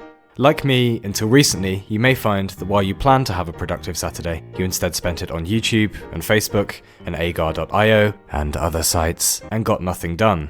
Why? Well, it's because the internet is absurdly addictive and can cater to anything you want to see, and that's wonderful. However, at the advanced, practically terminal age of 27, I remember a time when the internet was a luxury, and if you were on the internet, friends couldn't phone your house, so you used it sparingly. People in chat rooms were polite, usually, even the creepy old men, because it felt like you were part of some new frontier that was going to change the world. The net was a tool back then that you usually only turned on to do something specific with, and it was amazing. Now, the net is incredibly sophisticated and you can do bloody anything with it. However, this also came with a downside that looked like an upside, which is that most of us are permanently connected to it via our phones. Just as I am guilty of, you may find that in the morning, before even brushing your teeth or making a cup of coffee, you check your emails. And if you think about it, that's kinda fucking crazy. You may have also noticed, again, like me, that reading books or listening to a whole album or just trying to learn a new skill that doesn't involve a screen is substantially more difficult than it used to be. And halfway through, you just give up and check Reddit over and over for no good reason. Shout out to Accidental Renaissance. So here's my baseless conjecture. I reckon the net and phones in general have seriously diminished human attention spans, to the point that we now expect almost immediate gratification for performing tasks. And when a book gets a bit boring, as they usually do, or playing an instrument is tough, or we get stuck alone with our own thoughts, God forbid, we switch to doing something mediocre online, rather than persevering with something difficult in the real world. That is ungood. So, around a month ago, I thought, well, this is jolly silly, and set some ground rules. For the next month, I'd spend an hour in the morning answering emails, quickly check the news, check my life online, because that is my job, but then I'd just unplug the router for the rest of the day. And I didn't plug it back in until the next morning. I went and bought a load of books I've been meaning to read for ages, made an effort to go and see friends in the evening, and every Saturday or so I would go back through my subscriptions and have a watch of YouTubers I was really into, and the internet began to feel like a treat again. For the first day or two it was a bit weird, and I could feel there was a kind of instinct to reach for my laptop every time I felt bored. But soon enough, your brain works out there's no point, because it knows it's no Wi-Fi o'clock, motherfucker! And sure enough, tasks requiring concentration get easier, because you learn that you can't just escape into the lovely, fuzzy, warm oblivion of the internet. And on top of that, you realise, or I certainly did, that for a very long time now, you've been sacrificing productive time, or just an hour to have a think about your life, for the sake of watching something you don't really give a shit about out of fear of being bored. Fast food is delicious, but you're not supposed to eat it for every fucking meal. If you'd described the internet to anyone before the 90s, they would have assumed we'd be living in a techno-utopia and that everything would be amazing. And like all technology, they probably wouldn't have predicted that this big lovely binary cake comes with some downsides. Now we have two personas to manage, our real one and our digital one. Snail mail has been replaced with digital mail, which people get angry with if you don't answer immediately, and instantaneous transfer of information has given rise to immediate boredom with anything that doesn't have a hook in the first 10 seconds. Try it. For a month, or just a week, use the internet as a tool again, rather than a source of constant gratification, if that's what you're doing now. Set some rules. If you work from home, download a site blocker. Take up a hobby in the outside world that you've always wanted to. Start watercolour painting. Pinky promise it's worth it. More than that, there's probably something you've always wanted to get into, or a project you've always wanted to finish. Why not do it now? You'd be amazed at what you can concentrate on when you're suddenly not obliged to check what everyone's been having for lunch that day, or what certain presidents have been tweeting recently. It's a bit worrying if this is a growing trend. I know people who can't sit through movies without playing Candy Crush or checking Twitter. Games and the net are only going to get more alluring as time goes on. The problem isn't going away. We're getting extremely good at hijacking the reward centers of human brains. Combine that with virtual reality or whatever's coming next, and that is a kind of scary prospect. In the same way that you wash your hands after using the toilet, hopefully, we might one day start teaching digital hygiene, where we all learn to keep our concentration on one thing at a time, rather than running 10,000 tabs at once, all of which are cats. So, for a month, I dare you to step back from the net and go after whatever it is you've always wanted to do in real life but couldn't find the time. Read some books, learn to bake, get your camel riding license, whatever. Attention is a resource, and we only have a limited supply. And it's silly to spend that resource on things that might temporarily stop us from being bored, but don't really provide any mental nourishment. Much like my YouTube content. Bye.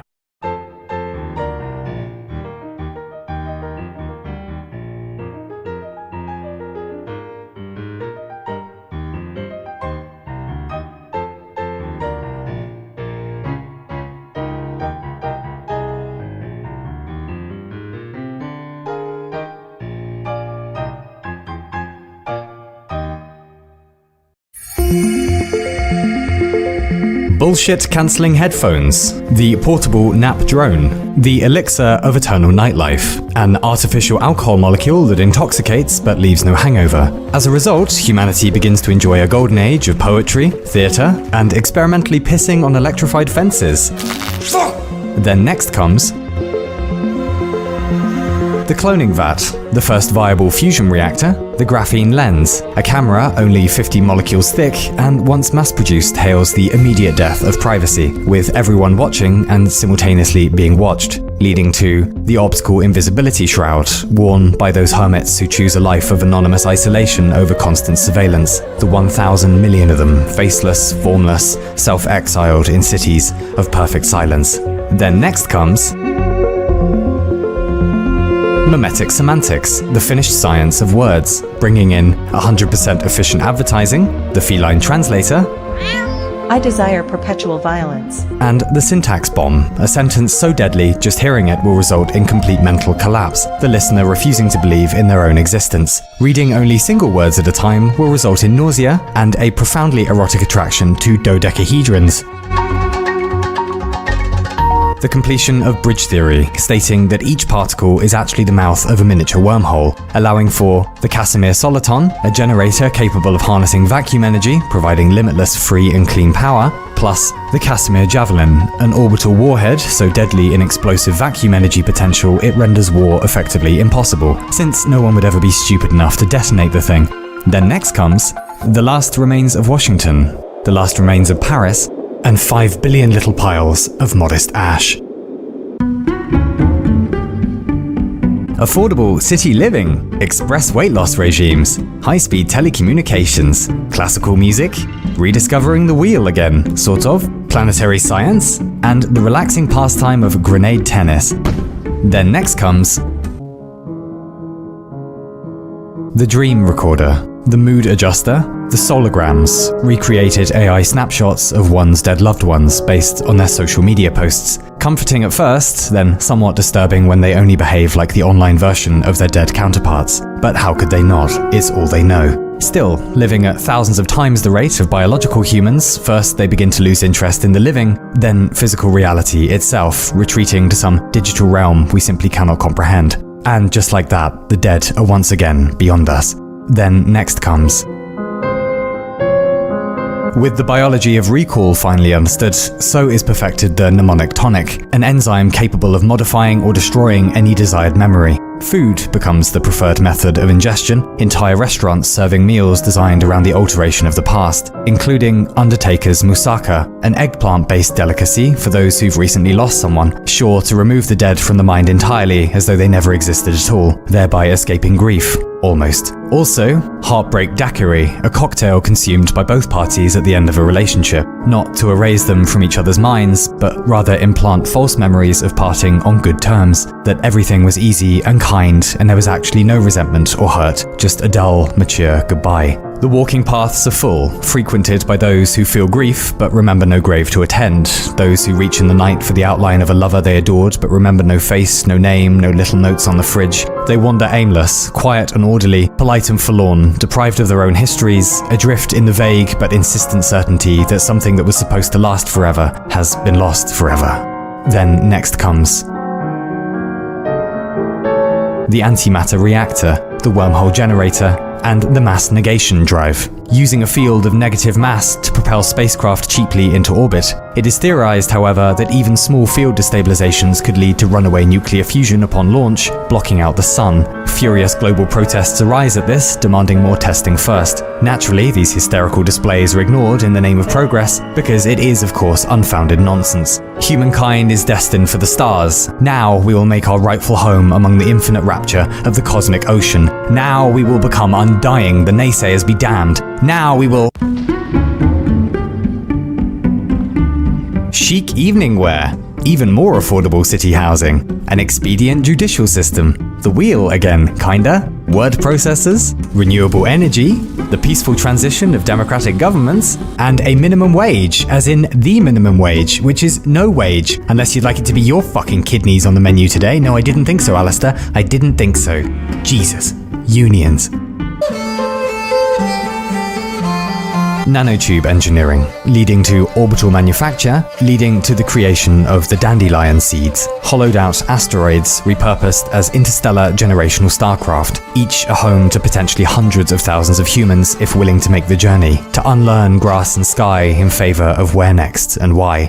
Now look to that half-century when, in a flurry of tentative hope, we gouge and renovate those old dead god eggs so they might beget 20 generations yet. And with the sky parked with them then, 400 in all, we know this will be the last time we find ourselves occupying a single world. And they set off. Millions of farmer astronauts flung out into the wilds of gravitation and light miles. Brains of meat and metal now, return to wheat and petals now. Centrifugal suburbia and tea around the kettle now. Human pollen blown on the solar winds. While back on the mother planet, we wait. And we wait. As a bird, how does one live best with an empty nest? Then next comes cocooned in their star-flung cities, there's nothing to do but survive and invent, and in a generation or two, the will to invention turns inwards, with genetic engineering allowing for great revisions in the Book of Life. It is the expedition bound for Tau Ceti who give themselves wings, so with the centrifugal gravity dialed down, they fly unencumbered as doves, Homo avis. Then those bound for Sirius give themselves gills and take to the water, all webbed toes and beavered bills, Homo piscis, and the dream apes and the cogitators and the tree things, and the great metamind of of those bound for Proxima Centauri who blend their thoughts by nerve fibers into a single unitary consciousness. But strangely, as much as we can guess back on Earth from what they report, they're all still us. For all they present with tentacles and bumblebee wings, they still pee and argue, still party and mourn, everything that makes life what it is, all the weird worrying and terrible longing to belong. And why some weeks am I sad without reason? And how do I know a brave choice from a stupid one? And that morning, why were you so cold with me? Did I offend you in a dream? And I walked you to work in that awful silence, the thing threshing like a bell between us. And when I came to meet you at the end of the day, I was sure you were going to tell me you were leaving. When suddenly you took my face in your hands and kissed me on the mouth so perfectly and by surprise, my soul exploded right out the back of my head in a way I've simply never been able to fold all back inside, nor would I want to. What are we but wanting, willing, dying things? Out of the dirt, a little dance and back under. Mayfly creatures, twilight fandango, then cowering again to pray again that for whoever comes after, there's laughter.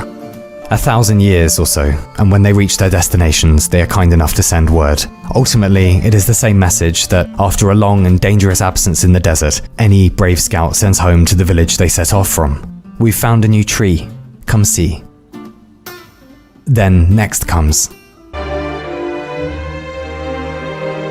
Safely arrayed among the hundreds of newly populated human worlds, there is a calm. We simply cannot be wiped out now. This is the end of the world. On Eudaemon, they have finished the science of human happiness and only cry for fun.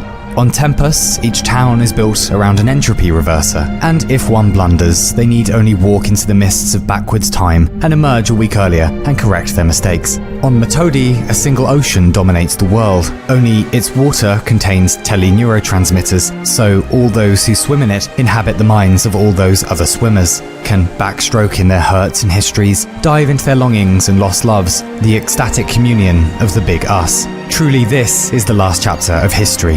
But what is there left to do to a house when the furniture is perfectly aligned, the stairs perfectly inclined, the blinds cuddling up to a sunset never less than best? Only seems natural that one begins work on the land instead. Then next comes.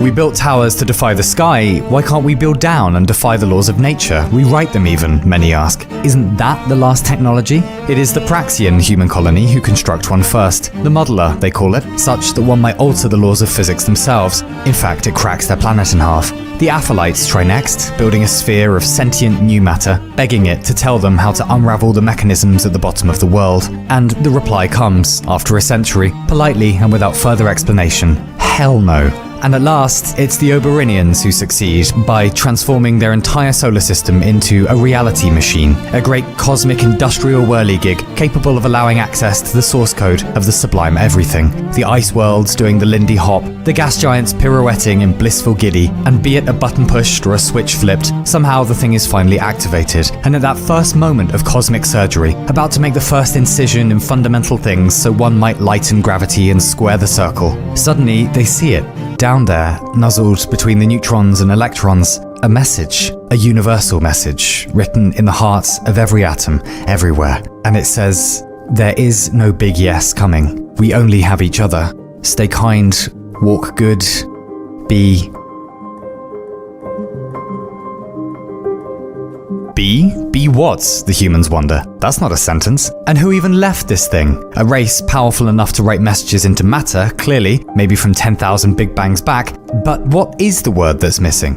Conventions, symposiums, entire interstellar congresses are convened to discuss the missing word. For surely it's the answer to everything. Stay kind, walk good, be brave, a few planets suggest? No, most reply, that's too bold. Stay kind, walk good, be kind? No, the screenwriter planets protest. They already wrote kind, you can't write it twice, you fucking bell piece. Alright, everyone says, chill out. Well, you can't. Yeah, but it's fine.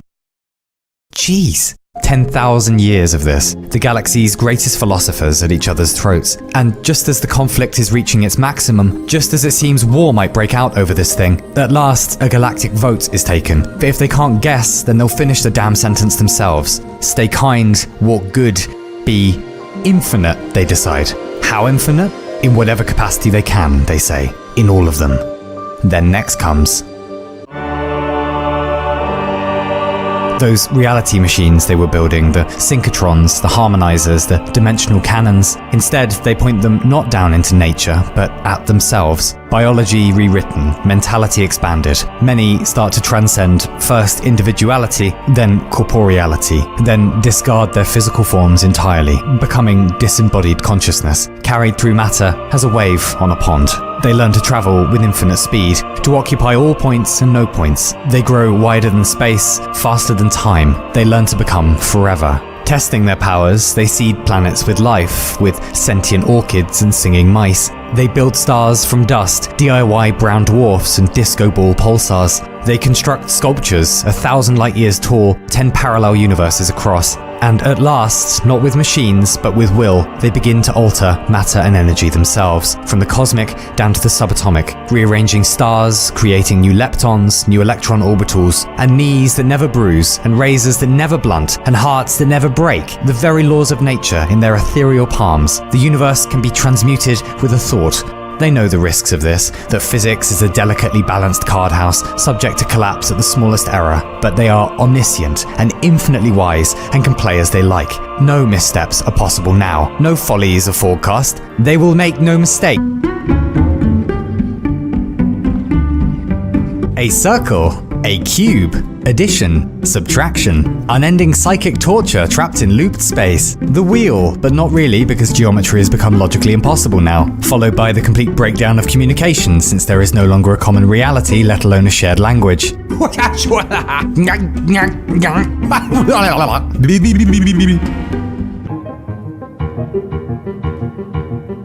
But children grow up eventually. 5,000 centuries, and now they only make beautiful things. And soon they forget they were ever human, just as humans forgot they were ever fish. In curiosity, they become everything that ever was, just to see what it's like. Ants and mice and elephants, clouds and transistors, a glance, a grudge, a nook, a rest. And after millennia of this, they have been every animal, every idea, every particle and number. They are immortal, and they are bored. There is nothing left unknown.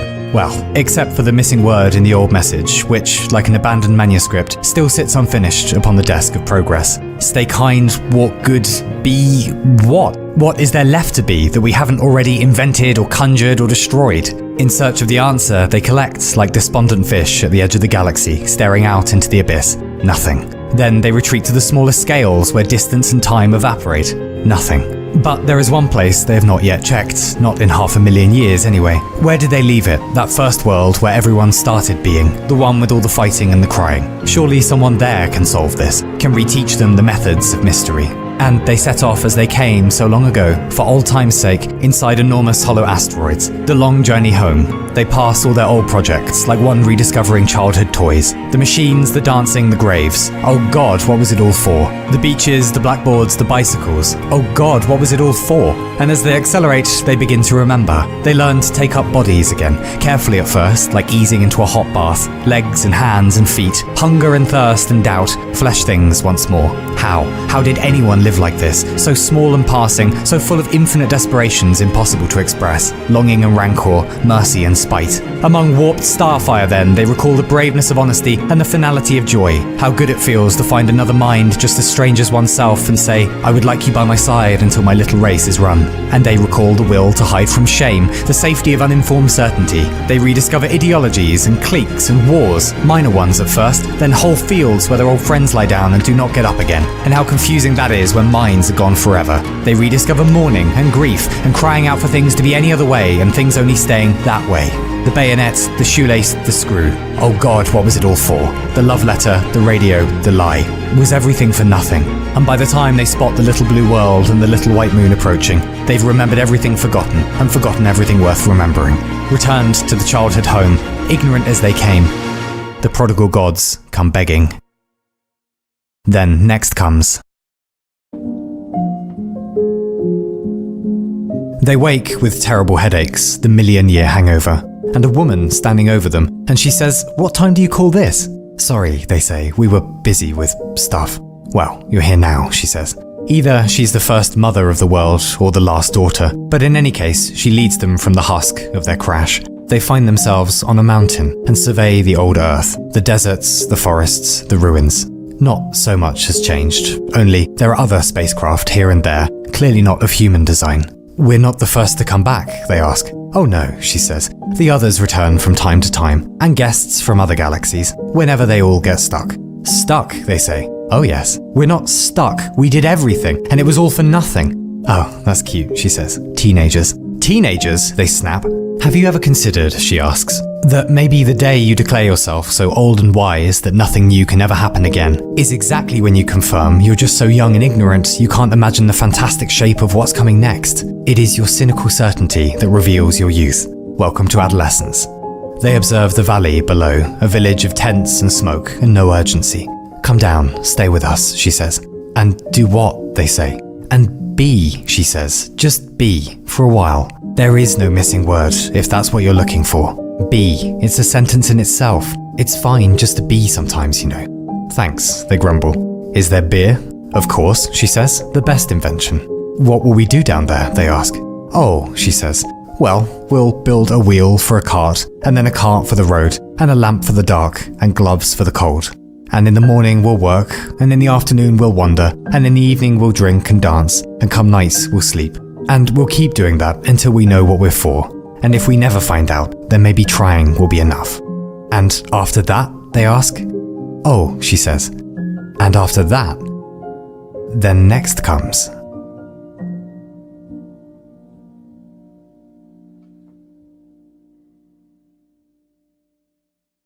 I lived once on the ocean floor, all robot help and sliding doors, and thought seldom of the shore. Until I received one night a letter from my grandfather, and the letter read, Dear empty head, ye who dwell on ocean's bed, I send this by the cracked moon's lights, it likely be the last I write. I'll take soon flight for a long journey's while to the 9th isle. Remember me as I will you, all tree houses and untied shoe. In hope someday we meet again, your distant kin, Sebastian. But a farewell by letter is little better than no farewell at all. So, on a young man's whim, for my grandfather, I set off in search of him. I left by quiet my stately keep, the escape was easy, guards asleep, and wandered about on tiptoe feet, the tall glass halls and cold steel streets, and found at last an airlock. But for love or none could find no life suit or aqualung. So, deep breath then, I go to find Sebastian. Then airlock open and off into the freezing hug of the dark ocean. And struggling up, heart kicking like a drum then, limbs and lungs all done then. And the next thing I knew, I awoke again, all gasping and flail, and wet as whales, and most pinned by wind and water, a storm, yea, a storm. Hell's teeth, and I at the centre. And I swimming as though possessed, and I to die and senses arrested, and kick my legs in fit of fear, and knew no north from south, or my mouth from my arse as I rolled about in the water. But God, air, and true wind on my face, for I had not known such a thing in all my remembering. And though I might well drown and sink true down to the ocean floor once more in but a minute's stem, for this moment, swirling in those salt eddies, I was a boy again. And stormy though the night was hung, beyond to that storm I knew the sun. Nay, but I was still at fate's behest, and had no interest in the valley of death, and by width and breadth did trial about a long while, and the water did carry me along, and put my soul and breath asunder. So this is how it ends, the long going under, and with water in my mouth, good night. Yes, give up air and everywhere, yes, good night. I go to seek a water sleep. But fate was hard at play, and I woke again, this time day, the storm a year away, so far as the sky told that story. A beach, whereupon the sea had spat me out like some dislikable pip. And I, alive and washed ashore with bones and balls all sore. And what's more, there in the sky's moor was the moon in cracked spoils of dead rock, as though God himself had struck it with his mighty galactic But nay, there a man approached along the sand and called to see if I was all right. And his face became familiar of a sudden. Grandfather? I said. No, replied he with concerned eyes on me, and continued, Sir, whatever ordeal you've just been through has perhaps relieved the sense from you. May I ask your name?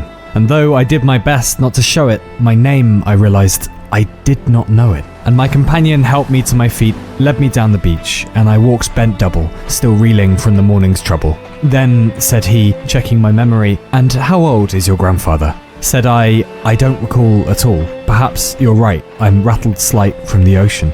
Okay, he said, then which island is it you're from? I'm not from an island, I said. I hail from beneath the sea in that great aquatic nursery, for I am but 21 years old, and from youth's throes I escaped the watery below for one last hour with the man who taught me all I know. And slow, he said, but you are too young. You shouldn't be above the water. Not until their 100th year can nursery folk yet come up here. I only avoided his chiding stare and took great gulps of salt sea air. Finally, he said, I think it best we find this grandfather of yours and get you to safekeeping. No isle is distant, mind, and I've a vehicle of my own design. Come along, we'll make it wherever together. And he led me to some great balloon, whereupon we got in, and though he touched no gauge or board, the craft set off of its own accord. We were out over the water then, and I saw the stories were true. So these lands were an archipelago, many islands scattered higgledy here and there, and I shouted to the man, are they a totality? Nay, said he, each is its own little principality. And just like your nursery, one lives on the isle fitting of their age, as you would too if the rules you actually obeyed. And pointing then, he shouted, there that land of birch and oak does house those juvenile century folk, and there that land with beach and pier suits those in their 200th year. The 300ers are to the west, the 4th prefer the forest best, and so on. I shan't recount them all. We've not far to go, and our time is small. Sir, I said, with all these folk living so high on time's shelf, I wonder if I might ask you how old you are yourself. And he replied, let's say if there be a tree that needs watering once a century, then I have filled my watering can 8 times so far. I could not help but stare at this man who, ignoring his demeanour, appeared physically only 5 years my senior and in perfect health, but had somehow eventually aged 8 centuries. And before I could comment, there appeared upon the horizon, rising up skywards, some needle wound at least 10,000 feet above ground. Vishnu's arse, I cried. What is that? A tower whereby, he did reply, it kisses tongues the edge of sky, and if you were to reach its spire, you'd see the breadth of space entire. It proves most convenient for ascending objects into orbit without need of fuel or speed. And though keep your eyes open yet, he mumbled slight, and 5 seconds hence did see him right, for overhead and yonder yet were craft wide as 20 jumbo jets, seemingly sitting there in the air by dare of whim. Oh gods, you're all so clever, I cried. You built all of this? Aye, he said. Year to year ascended each by hammer's knack and numbers reach. And quite a while we watched the scene, his face sincere, then turned to me and said, young man, be honest. What is it you want with your grandfather, really? Are you so bold you can't just let the old be old? Nay, I said. I wish to talk with he who by longevities, like you, has endured the centuries. Besides, he says he's going elsewhere, and I'd like to follow him there. His letter said the Isle of Nines. If that's his ground, that's where I'm bound. Actually, I wonder if I ask, dare you'd get me there. He was quiet a while, pokered face, no smiles, and said, so you think age leads to becoming some great sage, do you? Yes, I'll get you to your grandfather, but we'll take the scenic route on our way to the Isle of the Nines. Fine, said I. Our bearing changed then, southwards bound, for some small spit of sandy ground. I think, said he, we'll search about and see if we can't out some of that wisdom you crave. And before I could protest, we'd set down and come ashore, and were bounding over pier floor, and up then sand and jungle thick, and cut our way with will and stick, and emerged before a town. In the suburbs, folk were felling trees and hauling shore great carts of iron ore. Then further in were folk who looked as young as I, and dancing neath the broke moon sky, all necking bottles, gin and beer, then coupling up to disappear. Which isle is this? I asked my friend. I'm barely 2 decades old. They act younger yet. The Isle of Ones, said he. All here have aged at least 1 century. He led me down the winding paths of open debauchery and open bars, and folk who clear appeared they slept perhaps 3 days a year, and we came upon a woman there, all dancing legs and wild blonde hair. My friend proclaimed, O Lady Mare, I've brought for thee 1 cub straight from the nursery, and he has questions for his elders. She regarded me with red eyes and regard tireder yet, and said, nursery, huh? Why, here we've ditched the milk, but kept the bottle. Ask away, young Aristotle. And the music did stop, and all folk turned about with their drunk blare stares poking out, and the Lady Mare of the Isle of Ones did close her eyes in great profund. I murmured, why, I am young and confused about everything and sure of nothing, but above all, I should like to know, how does one live well? And how does one see far? And how does one want for nothing and still acquire everything? I leant sure close and cupped my ear, the wisdom of one in her 100 years, whereby she replied, The secret to acquiring everything? Buy it. How to see far? Squint. And how to live well? Well, I'd suggest you found your answer here, for we've loads of drugs and high-strength beer! And though I cried out for clarification, it was surely the end of that conversation, and my new companion led me back past trees and lagoon to our waiting bright balloon.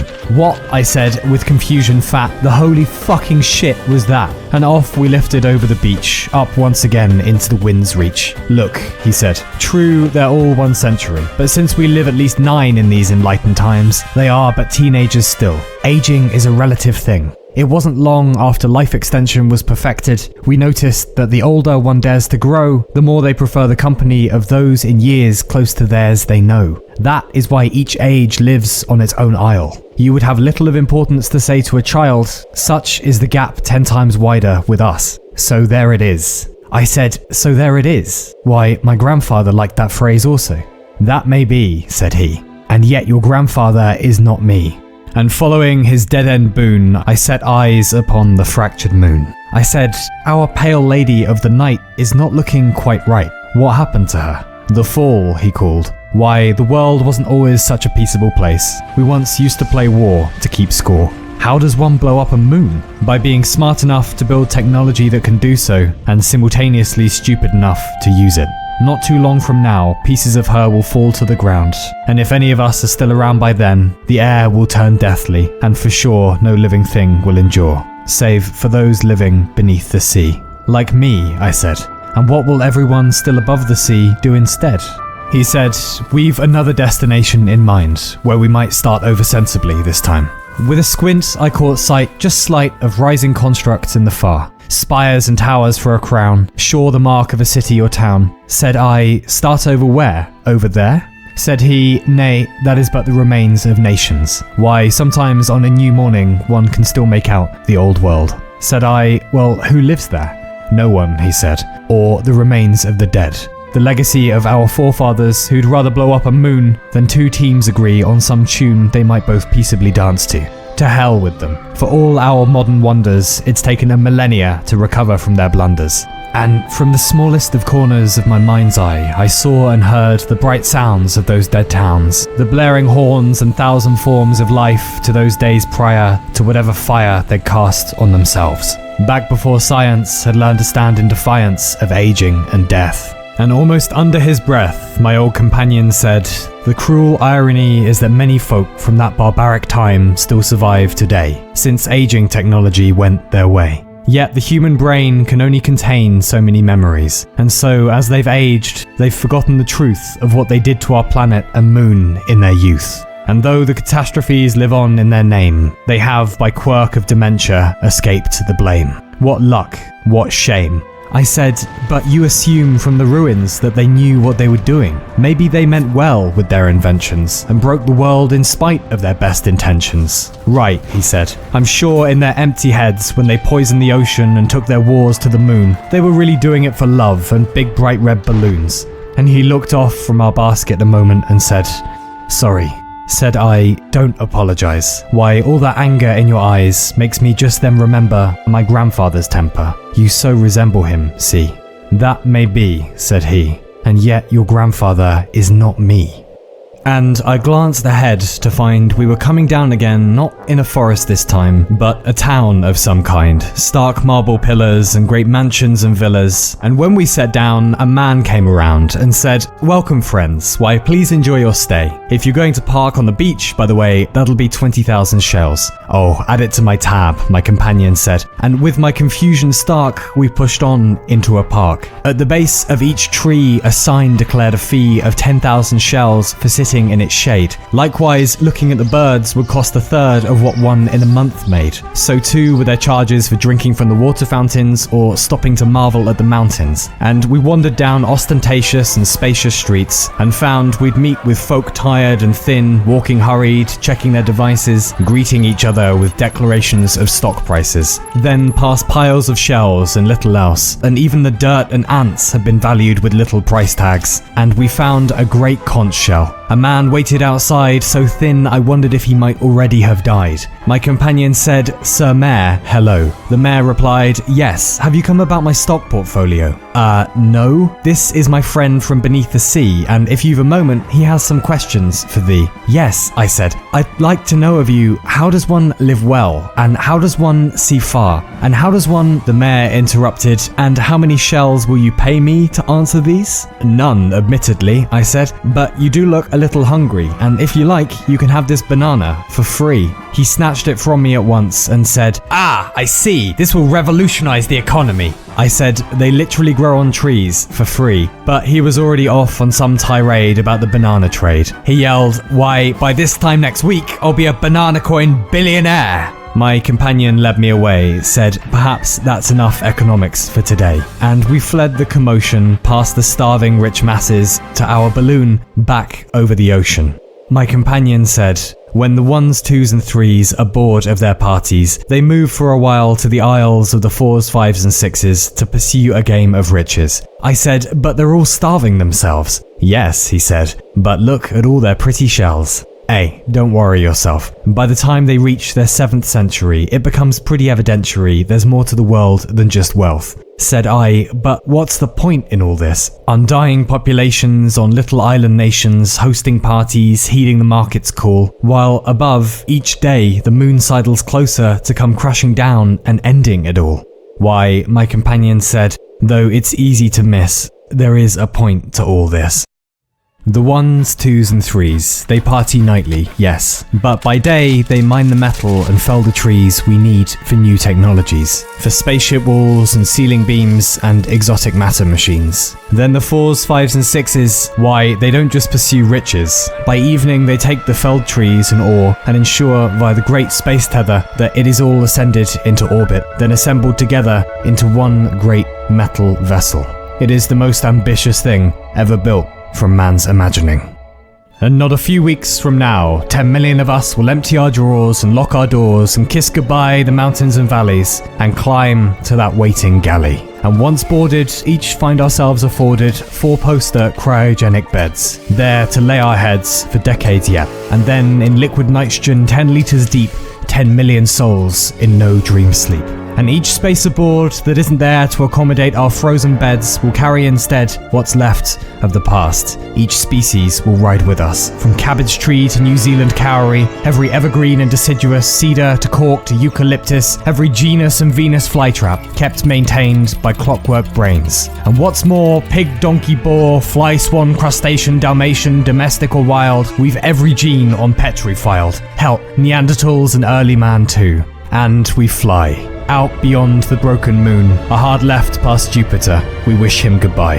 Passing straight through the Oort cloud, turning about to enjoy the view, then setting sail on physics not so much in numbers indenture, but stolen from one of God's more surreal magic mushroom adventures. Contracting space before our noses, expanding it beyond our asses, will show time and Einstein a thing or two, until we fly faster than Zeno's racing tortoise, or poor swift Achilles who trailed then after. And roused again, we'll find we have arrived on the doorstep of a new house. Gravity that of Earth, and with an Earth's worth already of forests and seas and lakes and trees, and in the midday sky we'll find not one sun as we had before, but 2 in circumbinary ore. And though we'll bring food and clothes and build schools and roads, and paint our mark on every damn inch of the thing so it shines as one great living pearl among 10,000 dead worlds, not a gram of our stupid past will smuggle itself down onto the ground. No denial of what is in favour of what one wishes, no slinking off to watch TV and leaving some other poor bastard to do the dishes. Science, truth, art, objectivity, universal human regard. Then finally the death of war and ignorance, and that infernal library of excuses for I, me, my, while you still lie in the gutter and starve and die. We will build a world untainted by selfish bastards, where we'll be free-range humans at last, and do whatever we fucking like all day, and lay great brilliant eggs of knowledge and wisdom, and live under 2 suns at the expense of no one, finally out under the above, for love. For love. That is the 9th isle, and we set off in not a week's while, for our species try at one last pardon. We are going alone together, back to the garden.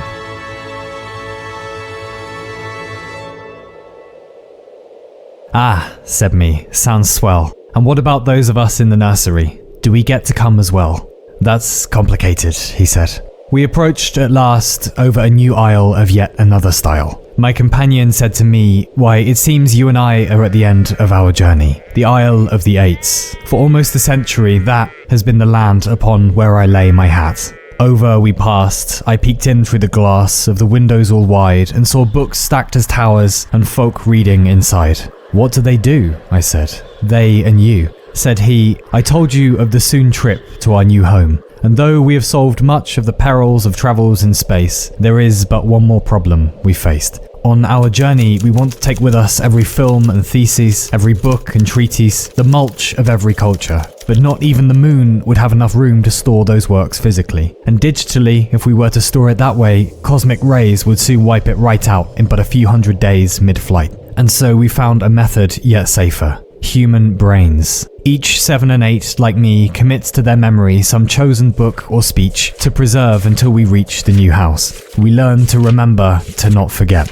I said, and which work lives in your head? Said he, prose and poetry, 18th to 23rd century. For like you, I once had a grandfather who showed me the world in a manner I could understand. Back when the old world was still new, and so was I, I'd sit on his knee and he'd read to me long into the evening of fiction and farce, or whatever I asked, and for all those stories absurd, they gave me a passion for the percussion of words. And that's how I knew what it was I'd remember. I said, and your grandfather now, is he yet still alive? But our basket set down then. At last, we'd arrived. We disembarked single file on another new beach, on another new isle. Nay, I said, wait, I remember this land. Aye, he said, it's the same from the one we began. And then standing not feet from our great steed balloon, was a woman there staring at the dead fractured moon. The woman called out, why, what a fair moon this evening. Aged so, it still exudes a vital glow. She turned on me, said, though true, the same cannot be said for you. Well, no, I said, since I am not aged so.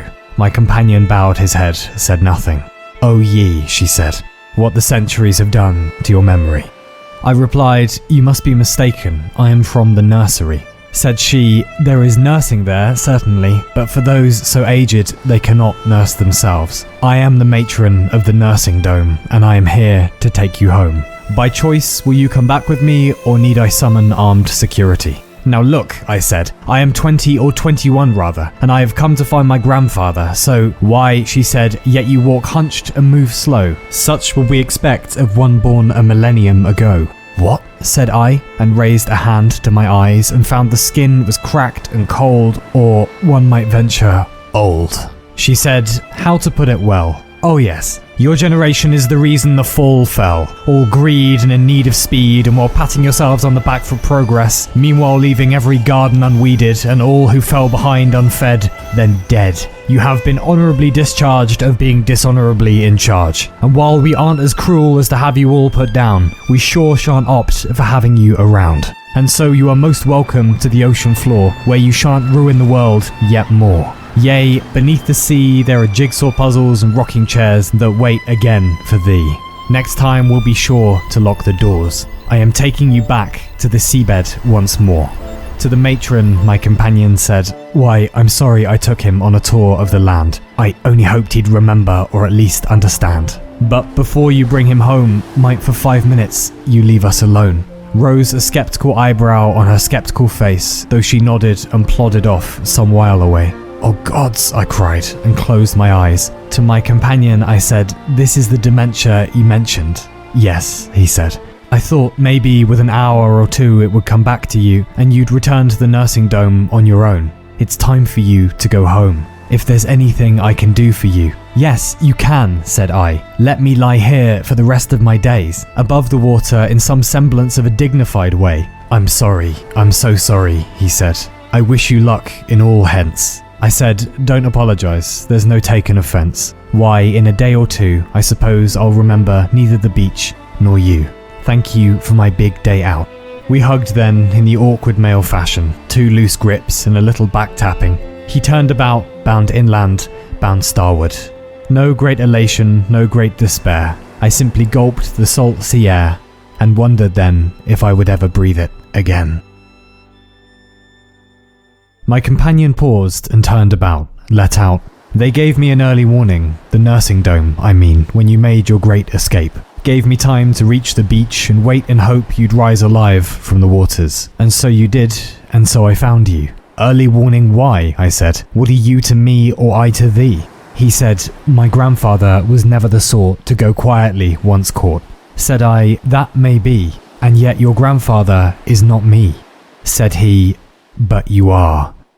Have you been so by time defiled you don't recall your own grandchild? It was I who sent the letter, hoping for the better you'd recall who I was, and though you remembered me fine, you mixed me up in time. I did not want to leave you down here without one last try at goodbye. I didn't know for my sake you'd stage a fucking prison break. I only meant to say goodbye. Well, I said, then hello. Oh God, I remember.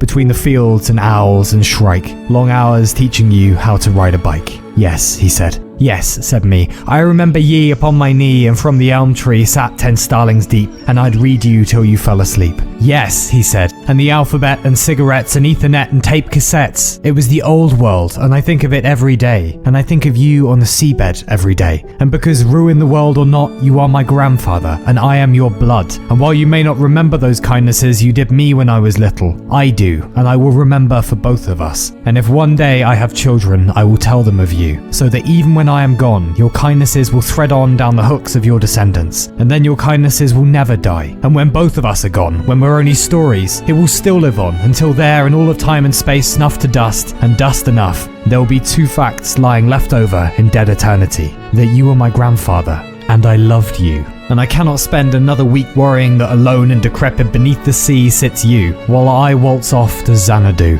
Even if I make it to the edge of space, over the threshold will still be there your old, sad face. I said, yet all the while you are still bound for the 9th aisle, an eye for jigsaws and sliding doors. I just hope you recall me in good stead.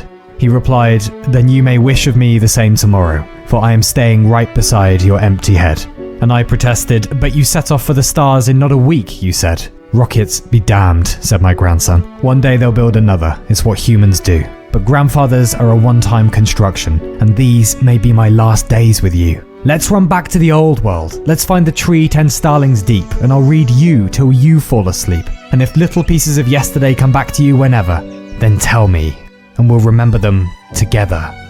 And back down the beach, back to the balloon. We were off on the wind then and under the moon, at last, borne back ceaselessly into the past. And from our basket, Sebastian yelled with all his might, "Hey matron, go fuck yourself, big kiss, good night." The new world pulled away behind, and on some perfect fever dream's frontier, the old world drew near. Something waited, and though dead for sure, it waited to receive us once more. And my grandson began to shout the poems we'd known from the tomes we'd owned, and the lines came back easily even to me.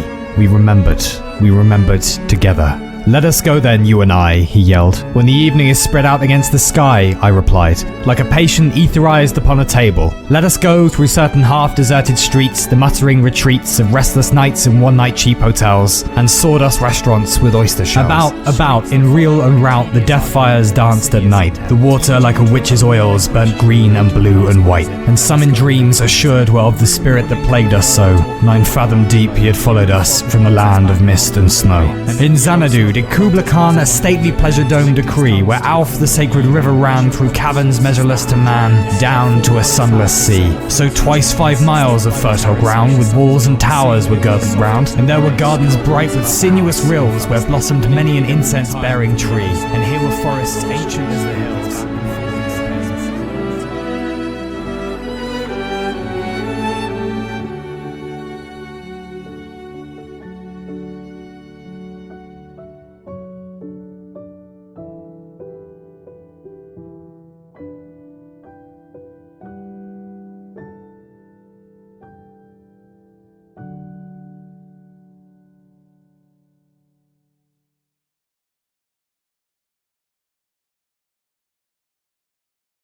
So, there's the past. Let's say that stretches back billions of years, but it is finite. It began somewhen, probably. And there's the future ahead of us, unfortunately. Let's say billions of years at least, but it's also finite. It will end somewhen, probably. But what about the present? How long is now? Think about it.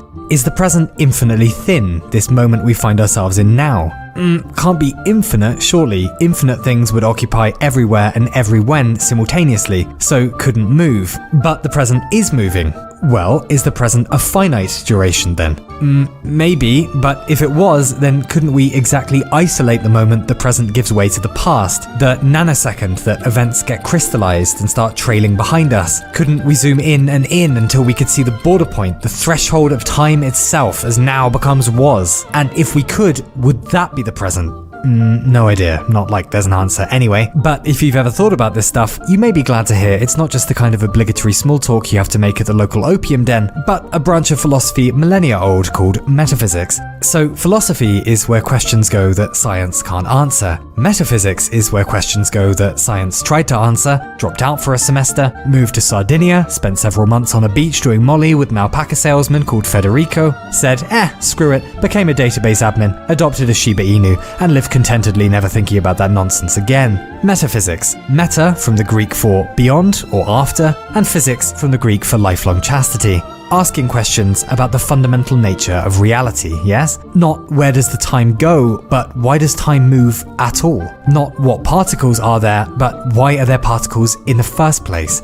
Sure, but this stuff doesn't apply to anything in the real world, it's just pompous horseshit, you might say. Yeah, probably is, I might reply. How is it going to help with world peace or space exploration, you might say. Yeah, that's true, I might reply. Where's the toilet, by the way, you might say? It's down the corridor, to the right, I might reply. Cheers, you might say. Then, a few moments later, I've fallen into a pit of snakes! Ouch! Ooch! My eyes! My spleen! Ha! I might reply, it was deception, the toilet is in fact upstairs. I actually directed you into the snakarium, where the snakes are kept perpetually oiled and slippery so you can't tie them together in a makeshift ladder and escape. So take that for shit-talking philosophy. Oof, you might say, and so forth. To be honest, there's no real danger, actually. The snakes are all vegetarians. I mean, except for Cerberus, devourer of flesh, king of the blood-drinking hellspawn. He's vegan. But metaphysics does matter, you despicable jellied eel. Like, if you want to build a sweet-ass bridge, then that's an engineering problem. But you'll need some good materials and calculations and whatnot, so then that's a physics problem. But you'll need to trust the matter the bridge is made of will actually keep existing and the laws of nature will keep applying to it, which then that's a metaphysical problem. Talking of which, hey, what's this? Oh, it's a refreshing jug of angria, which is prepared the same way as sangria, but with a few drops of Tabasco. And you drink it while thinking of all the disparaging things your father said to you on the way home from orchestra practice that you certainly don't vividly remember 20 years later. Yes, but what is it?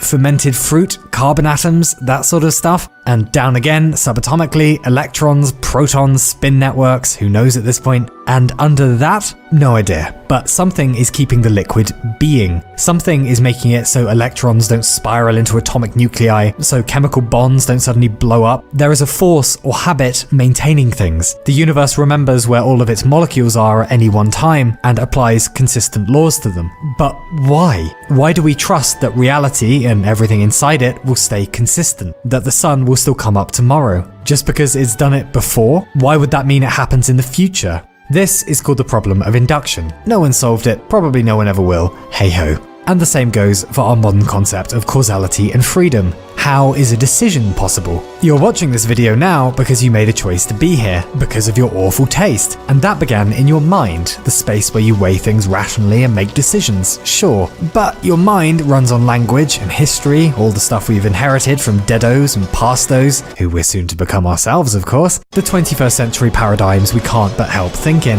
And all that runs on biology, synapses and neurons and oxytocin and shit, the machinery of you. And under that is matter, the particles and interactions that everything is made out of. And where is a decision in that? Isn't it all a deterministic causal network that got rolling billions of years ago anyway? One that we're not just a part of, but made of. And doesn't that make decisions and free will impossible? That from the moment we were born, from the moment everything was born, you and I have been destined to arrive at this exact moment, here and now, because our minds and bodies are just as bound up in the unfolding of events as every other blob of matter in the universe. And free as we may feel, we've never truly made a single choice about anything? And if free will was possible somehow, is that to say that we could step outside of the scripted drama of matter playing out across the great and ancient stage of spacetime and imagine that we, bipedal meat units, could make a decision somehow miraculously undetermined by everything around us that led up to this exact moment? That just for a second we could, unprecedented, undetermined, stand outside of ultimate reality. Talking of which, what is apple? How to describe apple? Crunchy, green, sometimes quite liquidy, but those are just adjectives, those are just appearances. Doesn't there have to be something behind the adjectives that makes an apple real? Can we ever know stuff beyond appearances?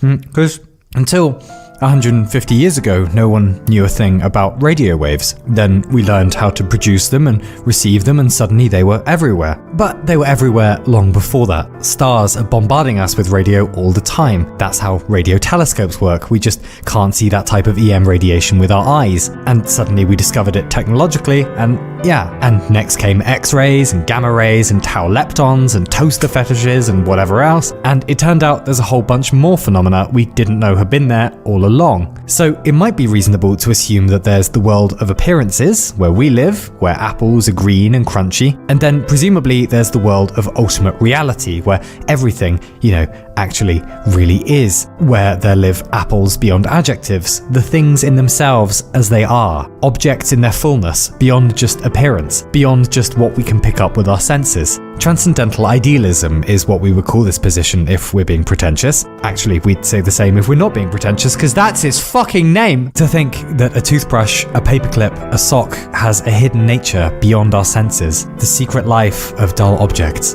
And for that matter, what's a human life? Since we were children, almost every cell in our bodies has been replaced, and each memory is now a memory of a memory. What makes us the same person as when we were 3 years old? Can't be the hardware, because most of the hardware has been swapped out. It must be the pattern of us that's been repeated, with copied DNA and replaced cells calling us back into being over and over. And at the end of the day, aren't we just patterns anyway? Pumpkin, potion, cat, snake. Pumpkin, potion, cat, snake. What are his intentions? Who can say? They are surely dastardly, judging by that face. But hopefully the phrase pumpkin, potion, cat, snake is now firmly lodged in your mental ears and has become a small part of the pattern of you, your current mind state anyway. But in a few minutes you'll forget it and the phrase will be out of your mind again. Pumpkin, potion, cat, snake. And when that happens, will that be a different you? Will your current mind state have been obliterated and replaced until the next time you think about the words pumpkin, potion, cat, snake, blessed is he in the highest? Won't that be a new person then? A new incarnation of you? And where does that logic end? Are we a long succession of us's through time, divided minute by minute, year by year, as the pattern of us changes? Thousands of versions of ourselves across our lifespans. The broomstick has a little saddle on it. Anyway, let's talk about death. Christmas years ago at my parents' place, my grandmother's there, and she's asking about the internet. So my dad and I give her the tablet and tell her, in your hands right now is almost all of modern human knowledge. Ask it anything you've ever wanted to know. I can ask it anything, she said. Anything, I said. She squinted shrewdly, cocked her head, and with a tart smile asked, what are next week's lottery numbers? It doesn't do the future, I said. You said anything, she replied, gave the tablet back and hobbled off to mix another gin tonic and never asked about the internet again. She died a while back now, but whenever I find myself in a conversation I would prefer not to be part of, yes, homeopathy, I am sure that has any clinical benefit whatsoever, I catch myself adopting exactly her same tones of cynical exhaustion. Her physical patterns have ceased, but her mental patterns persist. I carry them with me. I wish to keep them safe from time. Which of her patterns was more real? The physical one or the mental one? Both? Neither? Isn't it the same for all of us? As though we were all ripples in a pond, and even when our bodies fail, our thoughts and our actions can go on indefinitely.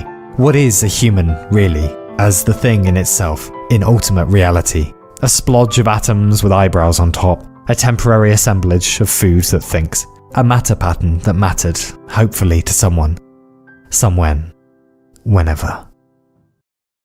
So that's metaphysics, kinda. The bedrock of reality where we understand virtually nothing. And it's strange to think that you can peer down into it for free at any moment, the beauty and the horror of the thing. Sunday morning, if you've slept well, those first few moments of waking up when you're not even sure of your own name, and suddenly you think, I get another day on Earth, right on. And I can move my limbs just by thinking about them. Neat. And what is all this surreal dream shit my subconscious dumped on me during the night? Wouldn't waking life seem just as weird if it wasn't so familiar? None of this is normal, is it? Did we invent numbers or discover them? Does the set of all sets contain itself? Why do I have a mind's eye but not a mind's nose? I wonder if other people fucking hate themselves. Are we supposed to be doing something meaningful with our time? Meaningful to who? Strange to come across old photos of long dead faces, or their rituals and seriousness. Did they worry that everything was for nothing? They must have. Their sandcastles washed away as we build ours now. Is that why we have etiquette and politeness? Why we sign emails kind regards? Just so no one starts screaming in the middle of the street that we're lost in space, that there's no center to anything. All those people on the subway you briefly make eye contact with, and without warning, you suddenly think, Jesus, of the thousands of species we could have been, what are the odds that we'd all be humans? Of the eras we could have been born into, the millions of years behind, perhaps the thousands ahead, what were the odds we'd all end up in this century, in this decade, in this train carriage, together, now? And to think that shortly those doors will open and one by one we'll all trudge off into time, where will we go? To think that if we only knew, somewhere already out in the world right now, maybe there's the tree that'll become the desk that someone will use to design the first engine to push humans out to the stars. And to think somewhere already out in the world right now, there's a patch of ground where the next generation of doomsday weapons will detonate for the first time, where machines will be built in the service of Hades and we will outwit our guardian angels. What is it for anything to have a nature? Atoms or aardvarks? And why is our nature so predictably violent and short-sighted? Maybe we're incapable of seeing beyond it the way an ant could never fathom a written word. Was our nature built in, or do we decide it? And if we do decide it, then wasn't it built in that we would decide? The randomness of it. That on Monday you can hold your hand to your face and almost fall over at the sheer complexity of the structure of your skin, at the idea you even have a body, and then on Tuesday, the best you can do is get out of bed, and even that hurts spiritually. Is life just really anti-entropy, with stars burning out and galaxies scheduled to collide, but meanwhile we're creating all these new forms down on Earth, writing stuff, building stuff, mathematizing stuff? Where did the original novelty come from? And why does anything change? And why does entropy go in this direction? I am something everything is doing. That's weird to think. That one part of me is myself, my name, my shoes, my doubts, but somehow I'm everything too. Matter that thinks is a person, or a person that thinks they're matter. Either way, it's quite nice to know there's always metaphysics. That however bored we get, however sad or lost, there's forever a crack in the fog. The constant reminder that we live in a mystery bigger than we can ever understand. And it isn't esoteric, it requires no telescope or lasers to reveal. It's available every second of the day, wrapped in the strange anarchy of how weird being is, where answers are hard to come by, but at least the questions are ours. Do dogs go to heaven? What's reality for? How long is now? Do dogs go to heaven? What's reality for? How long is now?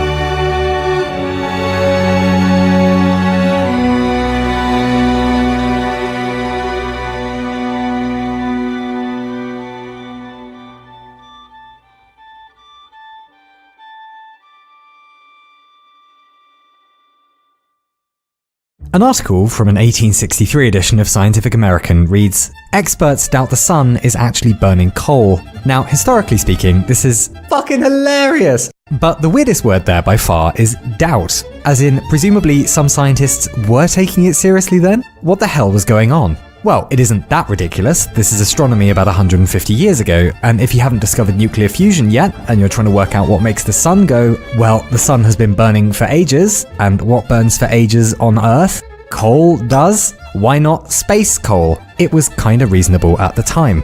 Clever, very clever, but wrong. Anyway, I filed that away in my 19th century megalols folder until recently I was sitting in the 21st century horsing into my 5th vodka and battery acid, reading some reviews of a book I was thinking about buying, and stumbled on a review that read, I do not believe in Einstein's relativity. Michelson and Morley in 1887 showed that there is ether and that the Earth is the immovable center of the universe, but they just couldn't bring themselves to believe it, so a new ad hoc lying theory was invented by Einstein.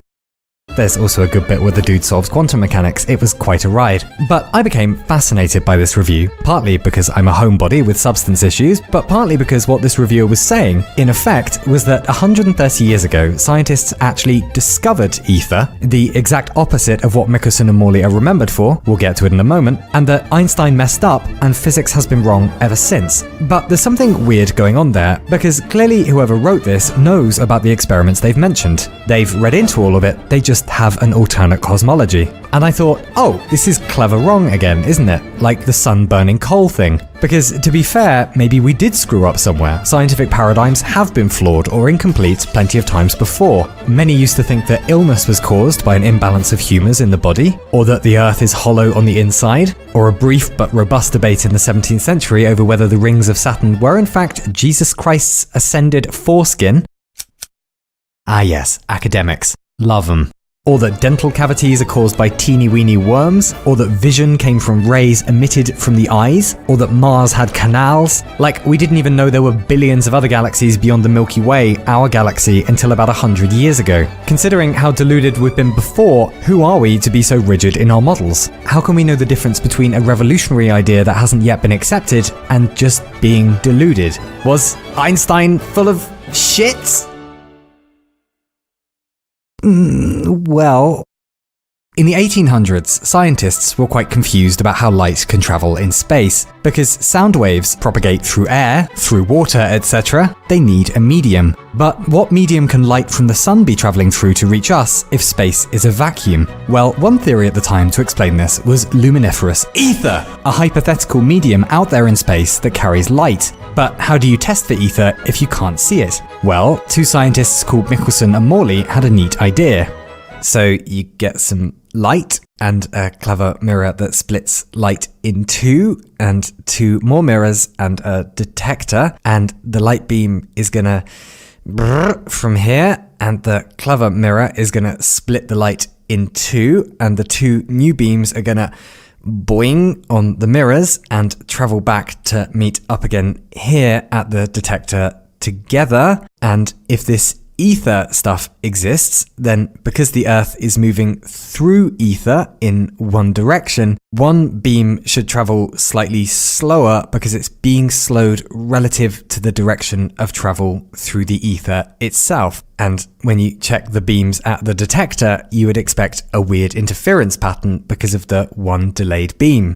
But actually, well, noops, ether was a clever idea, but wrong. Turns out light doesn't need a medium to travel in. There's a long and more interesting answer here about how sound is a mechanical wave, whereas electromagnetic waves don't need to piggyback on other matter, but essentially ether ain't a thing, except the kind my great-granddaddy used to huff, yeah! And not only did the Michelson and Morley experiment kill the concept of ether, but more excitingly, it implied that light travels at a constant speed in a vacuum regardless of the observer's frame of reference. Albert Einstein is only a wee nipper at the time, but in 20 years or so, he's going to realize that's significant and turn it into a whole nother pipe of crack called special relativity. And he does that essentially with just two postulates. One, no matter what speed two observers are traveling at, the laws of physics will behave identically for both of them. And two, ignoring acceleration, it doesn't matter how fast you're going, the speed of light will remain constant. It doesn't change relative to your speed, unlike sound waves or fired bullets. And as a result of that, we get time dilation, time travel essentially, length contraction, objects at relatively high speeds will appear contracted for watching observers. Suddenly we know that mass and energy are expressions of the same thing,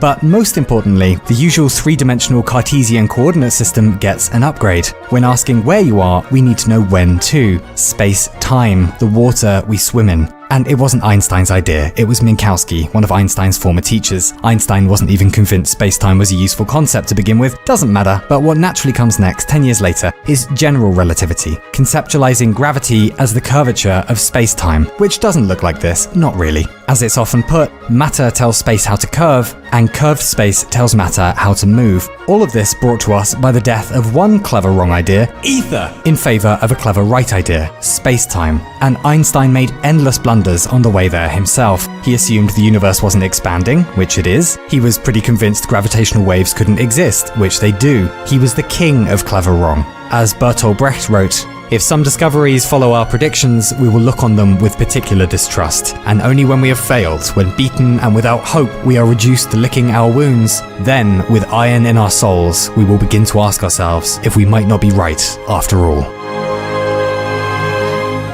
Why are we talking about this?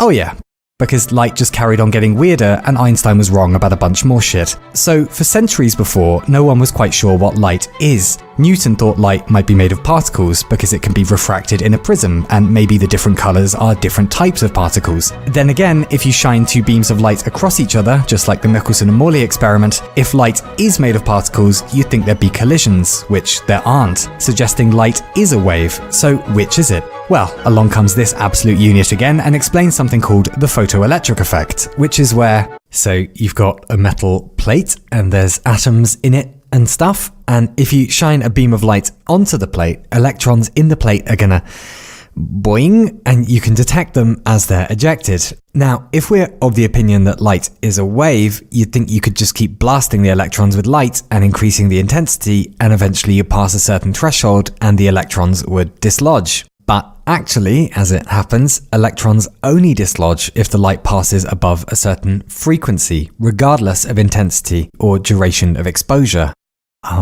Why? Well, it turns out that's because light is quantized, as in it travels as little discrete things, photons, not waves. So light is definitely made of particles. But it's also not, because sometimes it produces interference patterns, as we've discussed already. So is light a particle or a wave? And the physics community replied, yes. And so began quantum physics. We're going to need completely new mathematics to describe the wave-particle duality of matter. And what comes next are some pretty famous disagreements between Niels Bohr, another great physicist, and Einstein. The problem was that by then, quantum physics had become a statistical science. It works in probabilities, not least of all the uncertainty principle, one of the pillars of the quantum world. And what that says basically is the more precisely you measure the position of a particle, the less you know about its momentum and vice versa, which points to particles only being available to us before measurement as inherently probabilistic, meaning before measurement, subatomic particles can be treated as being in all possible states, in a superposition. But when we measure them, we collapse the wave function of the particle and they become real, definitive things. But what were they doing before we measured them? With this model, the causality of classical science goes out the window. And Einstein hated this. Surely the universe is deterministic, he thought. We can't just have randomness floating around. There must be hidden variables we don't know about determining what particles are doing prior to measurement. As he put it, God does not play dice. To which Bohr replied, Einstein, stop telling God what to do.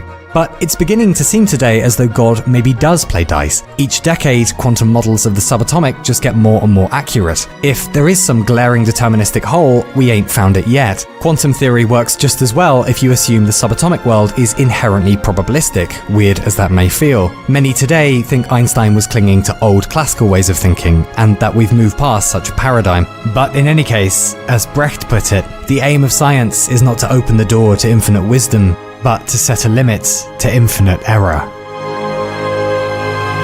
Why are we talking about this? Oh yeah. Because by then, because of wondering about ether, because of clever wrong disagreements about what light and matter are, we have the two most powerful models of reality humans have ever possessed. Quantum mechanics, the science of the very small, and general relativity, explaining the interplay of matter and curved space. And for all the good they've done for cosmology and technology, they came together to make a monster. About a month after Einstein puts out his paper on general relativity, he receives a letter. It's sent by one Karl Schwarzschild directly from the Russian front of World War I, and it contains a solution to Einstein's field equations, describing specifically how space-time would curve around a spherical body like a star. Today, we call it the Schwarzschild metric. But what the solution predicts is that if, say, a very large star ran out of fuel and, say, collapsed in on itself due to a lack of internal pressure, it would fall into such an extreme state of confinement, it would result in a point of infinite space-time curvature. Einstein would write a paper highly skeptical that these so-called singularities could ever really exist, but in actual fact, what Schwarzschild has just inadvertently discovered are black holes, and they do in fact very much exist. Today, we know even more to be freaked out about. For starters, black holes are not rare. The nearest to us is a mere 1500 light years away, Gaia BH1, and there are possibly 100 million in our galaxy alone, almost certainly formed by dying stars. A star just 3 times the mass of ours is all the mass needed to create a black hole. Then, of course, there's the supermassive variety, which can be upwards of billions of times the mass of our sun. There's a supermassive black hole at the heart of our galaxy called Sagittarius A star, and probably one at the heart of every other large galaxy. And black hole is quite a misnomer. They're some of the brightest objects in the universe.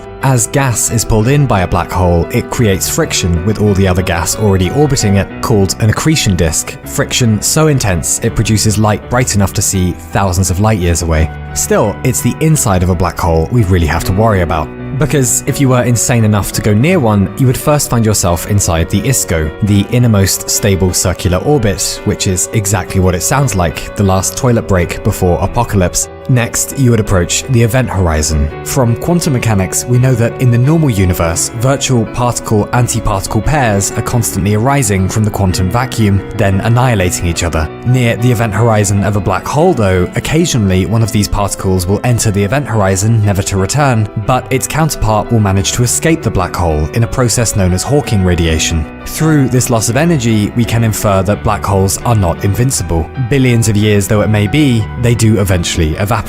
But nevertheless, crossing the event horizon, nothing would seem particularly strange to you at first. What's changed is that not only has it become impossible for you to send messages out, but to escape at all. With the escape velocity now equaling the speed of light, nothing leaves. Not light itself, not time. And here, everything begins to break down, including you shortly, thanks to tidal forces, in a process called spaghettification. That is, the gravity at your head is so much weaker than the gravity at your feet, you'll be stretched out like enjoying a medieval torture rack. But assuming you stayed alive somehow, relativity tells us that space-time is soon to become so compacted, it results in a point of zero volume and infinite density, the singularity. This is why nothing escapes, because there simply is no longer an out even geometrically possible. And as the death of dimensionality begins, time would become a spatial dimension, and directionally each path you tried to take out would only lead you further down towards the singularity. And in this way, black holes are not objects, but perfect absence. As relativity stands today, they are schisms in space-time itself, behemoths of infinite curvature, nullifying, inescapable, the points at which all the gaps in our modern theories converge. As Brecht wrote, "In the dark times, will there also be singing?" Yes, there will also be singing. About the dark times. Anyway, that can't be the full picture because we don't have a theory of quantum gravity yet. As in, we don't know how to describe gravity on a subatomic scale. Ask a physicist to calculate the gravitational field of an electron in superposition, and you'll either get a shrug or a kick up the arse. And until quantum mechanics and gravity kiss and make up, the inside of black holes are a mystery, as is much of the universe itself. Still, it's been a few months since I found that Amazon review. Obviously, whoever wrote it, I wish them well and hope something they love catches on fire. But the more I think about the thing, the part that irritates isn't the vandalization of thousands of scientists' careers, it's the sadness of missing out on a good story. Because last century physics had a very wiggly plot, and the main characters screwed up just as much as they succeeded, but it was a darn good yarn. And it's all very well to go back through the saga of science and try ripping out the Michelson and Morley parts, but if you do that, then we don't get general relativity. Likewise, if you take out the photoelectric effect, then we don't get quantum mechanics, any more than modern art would make sense without the Impressionists, any more than modern rap would without Old Dirty Bastard. Hey, dirty. Baby, I got your money. What began with a question around a century ago about how light from the sun reaches us ended with discovering furious gravity abominations at the heart of more or less every large galaxy. The world turned out to work so differently to how we expected. It will doubtless keep doing this. And I don't know about you, but whenever I bump into this sort of reality fanfiction about the world being a little flatter than previously advertised or whatever else, okay, if you want to call out missteps in science, that's fine. But if you're trying to start a revolution, you will need revolutionary evidence. Because the idea of ether is just as weird as the modern concept of quantum fields, the fields pervading the entire universe, excitations of which give rise to particles. It's just that quantum fields currently have evidence going for them. That's it. The only difference between clever wrong and clever right is whether or not those hypotheses are confirmed by empirical evidence, whether nature gives us a thumbs up or thumbs down and tells us whether it's true or not, which is very different to just ripping pages out of the story because you want something to be true. That isn't clever wrong, that's just, you know. And maybe the bigger problem is that so much of what's turning out to look true these days doesn't have humans at the center of it. I wonder if you've ever seen Saturn up a telescope. I did, around 10 years old or so. Now, I can confirm that there's no celestial foreskin waiting up there, but still, my initial reaction wasn't, wow, I just lost my shit for an hour and turned into a horrified, crying mess. Because to see it there, not just on a classroom wall or in a textbook, but actually there, to know it's enormous and it doesn't give the slightest damn about me, where was I in that story? Not a fun moment, but children eventually get over themselves, of course, else they become YouTubers. And begrudgingly, I learned that I am relatively very miniature in the grand scheme of things, as we all do. And that was kind of nice, because what no one really tells you when you're little, when everything seems to revolve around you, is that one day, soon, you will stop being center stage. You will grow up and meet many people who are smarter and funnier than you are. You will have to attend birthday parties that are not yours. But in return for that loss of centrality, you will get to set your own bedtime and drive, and accumulate a myriad of ever more damaging but exciting addictions. All the disadvantages of stepping back from being the main character are outweighed by the perks of becoming an adult. Is it the same with us as a species, maybe? Every moment of scientific integration, every step forward has told us the same thing over and over, which is that we are so much less special than we ever imagined, and yet so much more unique than we can even begin to understand. Natural selection demoted us from unprecedented standalone marvels to just very clever primates, but it also set us inside a multi-million year story of how lucky we were to get here, and how inextricably we're related to the rest of the animal kingdom. As humans, as organisms of the Earth, we really are all one family. Astronomy demoted us from galactic center to living in the cosmic suburbs, in a not particularly remarkable solar system, but also introduced us to a billion other galaxies, and revealed a scale of majesty and beauty our ancestors couldn't possibly have even begun to guess at. Told us that we are conscious extensions of the cosmos itself. You are nothing, you are everything. It's galactic gaslighting. But we could only have made those jumps, we could only have stepped into the new paradigms we occupy today by maintaining our humility, by remembering that we are still very young and we don't know how much we don't know yet. And as the generations go on, this might get worse. If we're to discover parallel branching universes alongside our own, or galactic civilizations that don't give a damn about us, or whatever else, initially we will and try to spit it out for fear of being littled even more. But if nature points that way, then we must get our shoes and socks on and go for a wander over into the next unknown yonder. And it will be just as gorgeous and weird as the last ones we found. So when one is confronted with strange modifications of the scientific story trying to reassert humanity back into the center of everything, fine, but there's the other way. The corridor the empirical evidence is pointing down, where yes, truths are waiting that will sting our pride, but isn't a weird yes so much better than a comforting maybe? We are going on an adventure, don't you want to come? But there's only one rule, which is that you can't bring anything with you. No baggage about how special we are, no biases about how reality should work, and in this way, we will inch closer to finding out what nature is even doing here in the first place. As Brecht probably wrote, I dislike you, review man. I bet you drive a 2004 Fiat Multipla, review man. I bet you say on accident rather than by accident. I bet you put sweet wrappers back in the box. There is no fundamental truth we will encounter in our future investigations that will be so horrific or strange, we will not be grateful we pushed on through the mist in order to attain it. That's what we do. That's what we've always done. As human as it gets.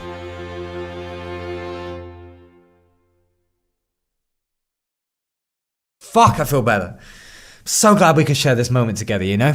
Now I'm gonna go drink a whole load of whiskey sours and listen to some James Brown. Oh no, I'm still angry. Well, I guess I'll just hold on to this grudge until I die. What a complete waste of my time and yours this has all been. I hate you. Goodbye. This is Dr. Charles von Pigeonsbluff, and he has just invented a mind uploading machine. He invites his mate, Professor Jeffrey Spamhammer, over to test it out. The machine works like this. Professor Spamhammer is placed inside the machine. The machine then scans the position of every synapse and neuron, or some other sciencey sounding shit, and builds up a model of the professor's brain. The model is then transferred to Dr. Pigeonsbluff's computer, and digital Professor Spamhammer then wakes up in a computer simulated environment. This is called mind uploading. Okay, but what happens next? Problem 1.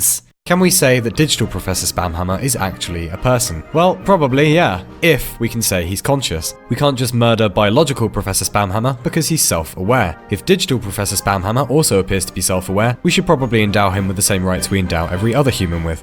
I'm sorry. I didn't quite catch that. Yeah, thanks. I wasn't actually talking to you at all, but cheers anyway. Problem 2. Can computers even run digital minds? Maybe there's something fundamental to meaty goo blobs and biology that makes us conscious but can't be replicated on a machine.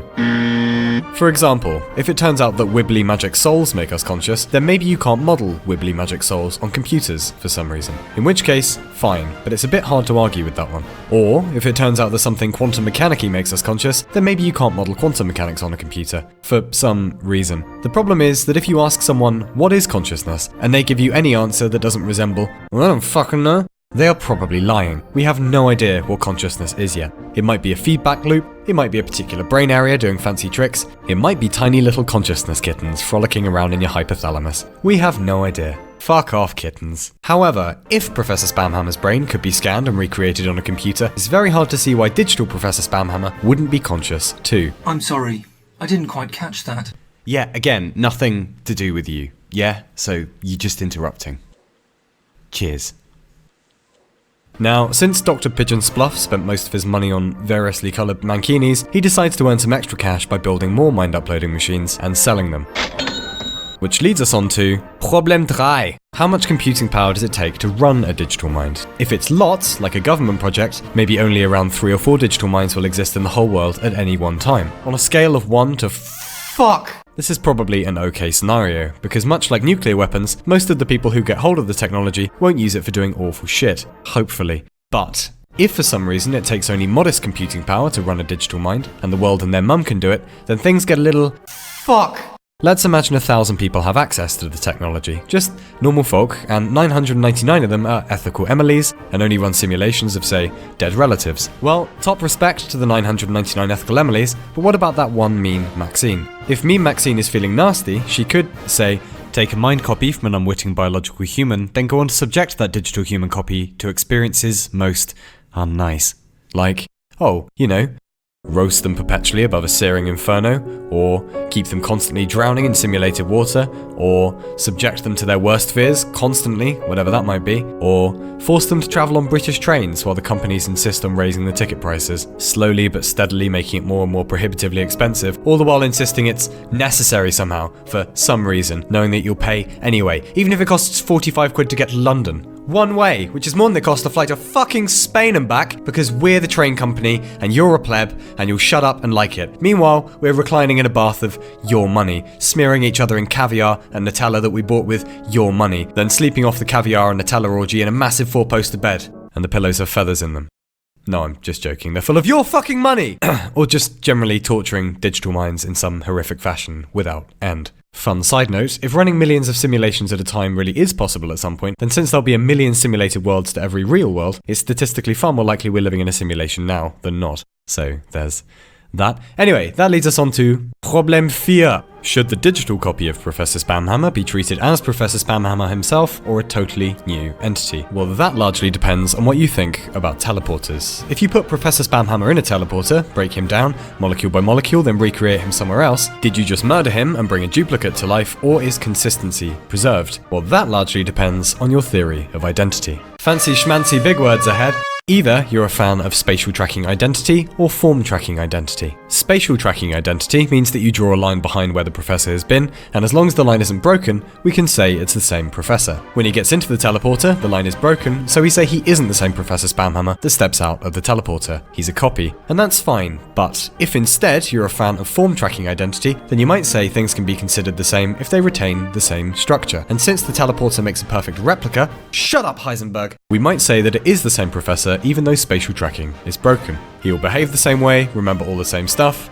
Fine. Yeah, great. And what happens if the teleporter goes Coco Loco and spits out another copy and another and one more for luck? They'll all be identical and they'll all claim to be the professor. How can they all be genuine? Which leads us onto problem 5. Should we consider these digital minds as new variations of Homo sapiens and treat them accordingly? As before, that depends on if we think they're conscious. Exhibit A. 2 simulated professors, one is conscious, the other is not. You don't know which is which. Both appear genuine, both get pissy if you torture them or force them to travel on British trains, both respond in exactly the same way to your questions, so how are you going to decide which one is self-aware?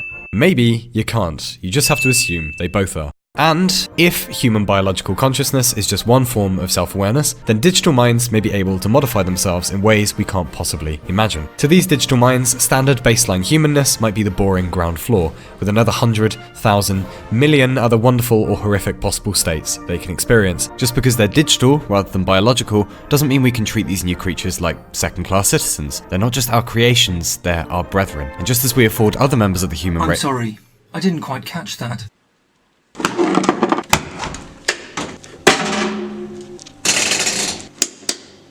Yeah, how about now? Did you quite catch that, did you? Did you? Fucking hell.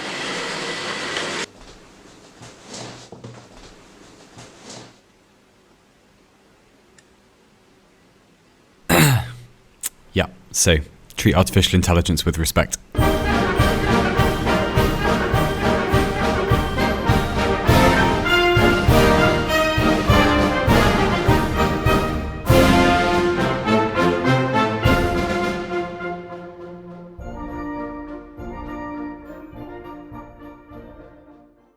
Hello, Giraffe. How are you today? Why the long neck? Oh, you've got the SADS, haven't you? Well, why don't we phone a friend and cheer you up? Ring ring. Yes, hello, this is Elephant. Elephant says, oh, hi Giraffe. Would you like to invest in my crypto startup? Well, fuck you twice. Good day. Maybe Elephant's a little busy. Let's see if Tiger has any helpful advice. Ring ring. Kvojskaš be? Tiger says, Opritvam se da se nadrusam. Ne mi zveni poveće beda te eba, toponar. well, that didn't go very well, did it? I bet you feel even more alone now, don't you, Giraffe? You're probably thinking about graduating from weekend roast potato binges to weekday gin tonic benders, aren't you? No, Giraffe, that's not the way.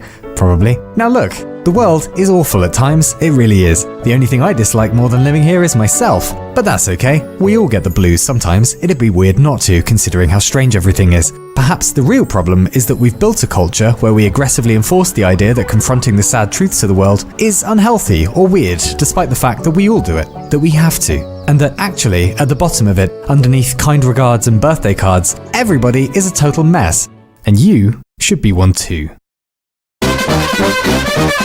So there's about 8 billion of us little parasites at the moment, and average life expectancy is around 26,000 days, which means that chances are about 300,000 people are having the worst day of their entire lives today. And isn't it nice not to be one of them? But it will come our turn at some point, of course. And what does one do when one's life falls apart? How the hell would I know? Do I seem like a happy person to you? But we might want to talk about this obscure composer you won't have heard of, who in 1876 wrote to his nephew saying, "Indeed, my life is of little worth to anyone. Were I to vanish from the face of the earth today, it would be no great loss to Russian music." That was actually, fucking Tchaikovsky, easily one of the greatest composers who ever lived. Swan Lake, the Nutcracker, you know the cunt. And yet somehow doubted himself constantly. Or take this writer, a struggling unknown, considered himself hideously ugly and stupid and disliked his work enough he wrote to a friend asking that after his death, all of his stuff was to be burned. He died at 40 from tuberculosis, and his friend ignored his wishes and had his stuff published anyway.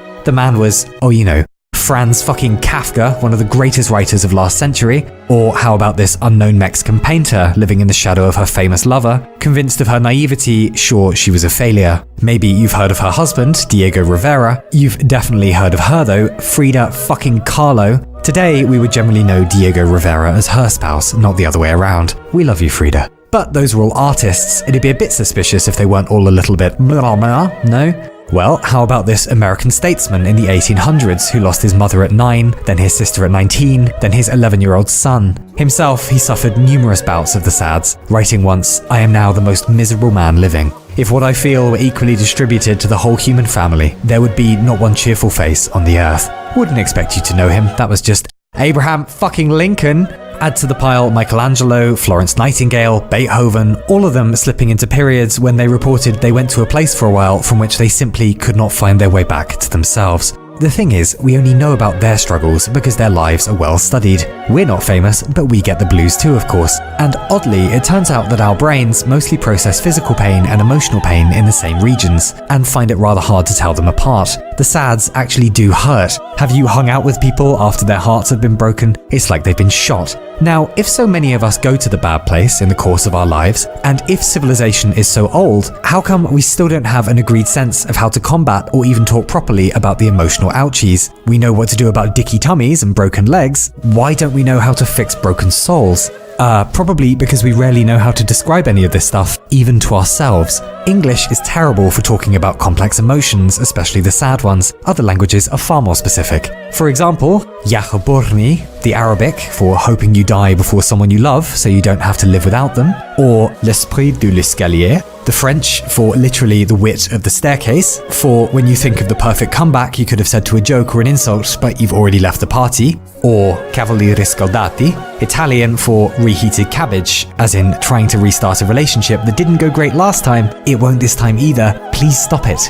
But we're lacking for nice things in English too. Cafuné, Portuguese for when you're running your fingers through the hair of someone you rather like, or koi no yokan, Japanese for when you first meet someone and you already suspect that the two of you might be destined to fall in love, and my personal favourite, Waldeinsamkeit, German for the feeling of solitude you get when you're alone in the woods, which isn't supposed to be sad at all, but surely that can also be the worst experience, because there are two modes of being out in the woods, no? There's the old having a map and a plan and a big backpack full of Amsterdam truffles, and then there's the other mode, when you're stuck in the woods, lost at twilight, out of allies, with nothing but a terrible sense that you're never, ever getting out of this place, and you're completely alone in the struggle.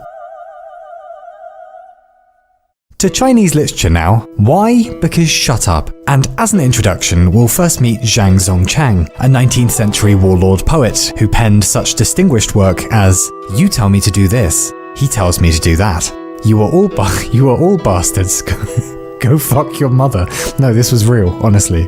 Or the sky god is also named Zhang. Why does he make life hard for me? If it doesn't rain in 3 days, I'll demolish your temple. Then I'll have cannons bombard your mum. But let's jump 2,500 years back to 4th century BC China. Lao Tzu is a great scholar who eventually gets tired of the kingdom he's living in and decides to go off and be a hermit, so one story goes anyway. But a guard recognizes him at the city gate as he's trying to leave and says, "I'll only let you through if you write down all of your wisdom." Lao Tzu agrees and knocks out the Tao Te Ching, the founding text of Taoism, a religion still million strong in China, Malaysia and elsewhere today. Now, no one's actually sure if Lao Tzu even existed, it's unlikely, but the Tao Te Ching sure does. Tao literally means the way, or the path, if you like. That is, the unfolding of the universe, more or less. And one of the central questions of the Tao Te Ching is, cosmically, we know sod all about why anything is here, historically, we're often powerless, and in our personal lives, we're strangers even to ourselves sometimes. How the hell are we supposed to live like this? And the Taoist answer, partly, is that we have to give up trying to be masters of everything. Wu Wei, or doing but without striving, abandoning the fantasy of control and accepting that we're not in charge of any destinies, least of all our own. Why do birds migrate? Because they feel like it. Why did I spend all of last Monday drinking mojitos and lying on the floor pretending to be an iggly wiggly squid? Because I wanted to. The universe knows what it's doing, and we are universe anyway. The more we try to impose our will on everything around us, the more futile it all becomes. And so we get wonderful lines like, "Happiness is the absence of striving for happiness," or "The world belongs to those who let go," Or do you have the patience to wait until your mud settles and the water is clear? The original Taoists are 2,000 years dead now, but they weren't aliens. They worried about exactly the same stuff we do: grief, political turmoil, and a frustration at having to exist down here. And their reply to all that was fairly novel. We don't live in utopia, we live in a mysterious zoo of bullshit largely beyond our control. The only choice we get is how to react to it all. Now, I waste your time with all this only because the Tao Te Ching is one of the first serious attempts in history to address the horrors of being alive. And it's probably not a coincidence that much of Taoism really got going a few centuries after Lao Tzu, when China fell into the Warring States period, as in 7 very angry states beating the jolly dickens out of each other, constant warfare. And just at the point when everything became fractured, Chinese thinkers began hungering for a mindset to live through the chaos by. It's funny how that happens. Personally or historically, something goes awfully wrong and we end up looking for new ways of seeing. But anyway, it's alright because stuff calmed down and everything went swimmingly after that.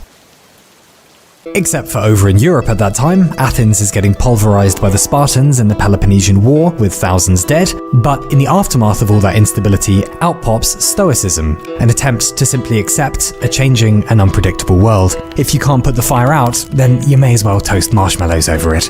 But it's alright because stuff calmed down and everything went swimmingly after that.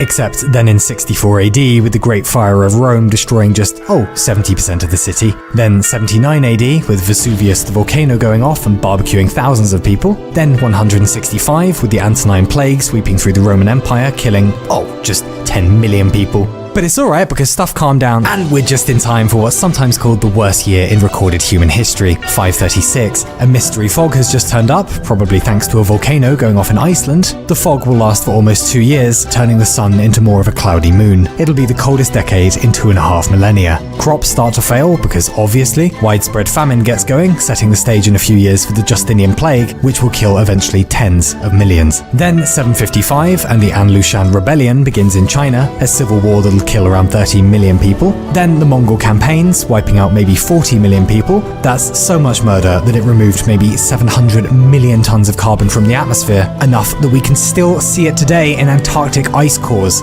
But it's alright because then 1349, Europe gets to enjoy the Black Death, wiping out millions. But out of that, however, comes humanism, where we begin playing with the idea of relying on human reason and compassion rather than exclusively upstairs heavenly stuff. Then the Spanish conquest of the Americas in the 15th century, millions will die to violence and disease. Then the 30 Years' War in Europe in the 1600s, maybe a mere 8 million dead, but it also partly inspires the Enlightenment, pushing personal autonomy and representative government. Then the Industrial Revolution, bringing in enormous innovation, but also urban poverty, out of which though we'll end up with, among other things, Romanticism and Utopianism. Then the Napoleonic Wars, with millions dead, because of course. Then the First World War kindly dispatches about 50 million people. Then the second installment, killing 70 million this time, out of which though we'll get existentialism and Dadaism and pacifism, and a bunch of other fun flavours of delightfully modern madness. It'd be better not to have the tragedies in the first place, but it is pretty neat how resilient we can be, even as everything goes down the toilet in our own little lives and on the big global stage. And that we know, just as well as our ancestors did, life is cruel and intolerably awful at times, but if one dares to stare directly into the unavoidable abyss of pain, loss and tragedy, the reward at the other end is often new eyes. And maybe beer as well, I don't know, I fucking hope so. But it's alright, because here in the present, stuff has finally calmed down, and everything is definitely going to go just swimmingly from now on. I used to see my neighbour in the lift of my apartment block sometimes. He was about 40 and always disgustingly optimistic. I would tell him how I'd just broken my foot or had my bike stolen, and he'd say something like, "Oh, but that's great, you must have learned so much about yourself." These responses always made me want to go out and purchase very pointy medieval weaponry, and so I started avoiding him. Then, a bit later, I was in the basements of the block storing some stuff and found an old public death notice. And the notice happened to be talking about my neighbour's wife. It turned out she had died a few years before. I stopped avoiding my neighbour after that. His relentless positivity was still sort of irritating, but in it now I saw an incredible quiet strength that I never stopped admiring. Oh no, I thought. Everyone is secretly broken, aren't they?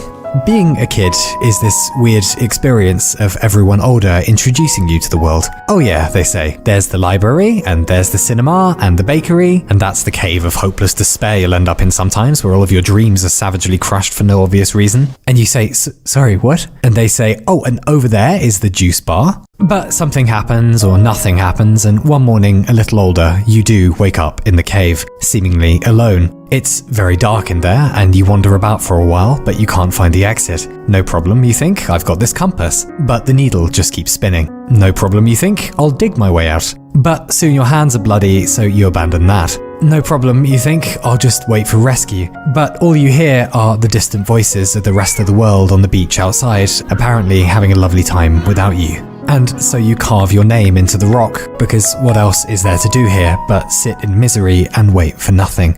But you do come out of the cave again, of course, often with the help of friends, or sometimes via events just as mysterious as those that brought you in here. But you come out of despair and fall back into the world, and hopefully everything is fine once more. Strangely though, perhaps a while later, you pop back to the cave out of curiosity, but with a torch this time, and find that your name was not the only signature on the wall. There were hundreds of signatures of everyone you've ever known, millions from all the others who did their lonely time in here as well. Because it would be odd to go an entire life without occasionally losing the plot.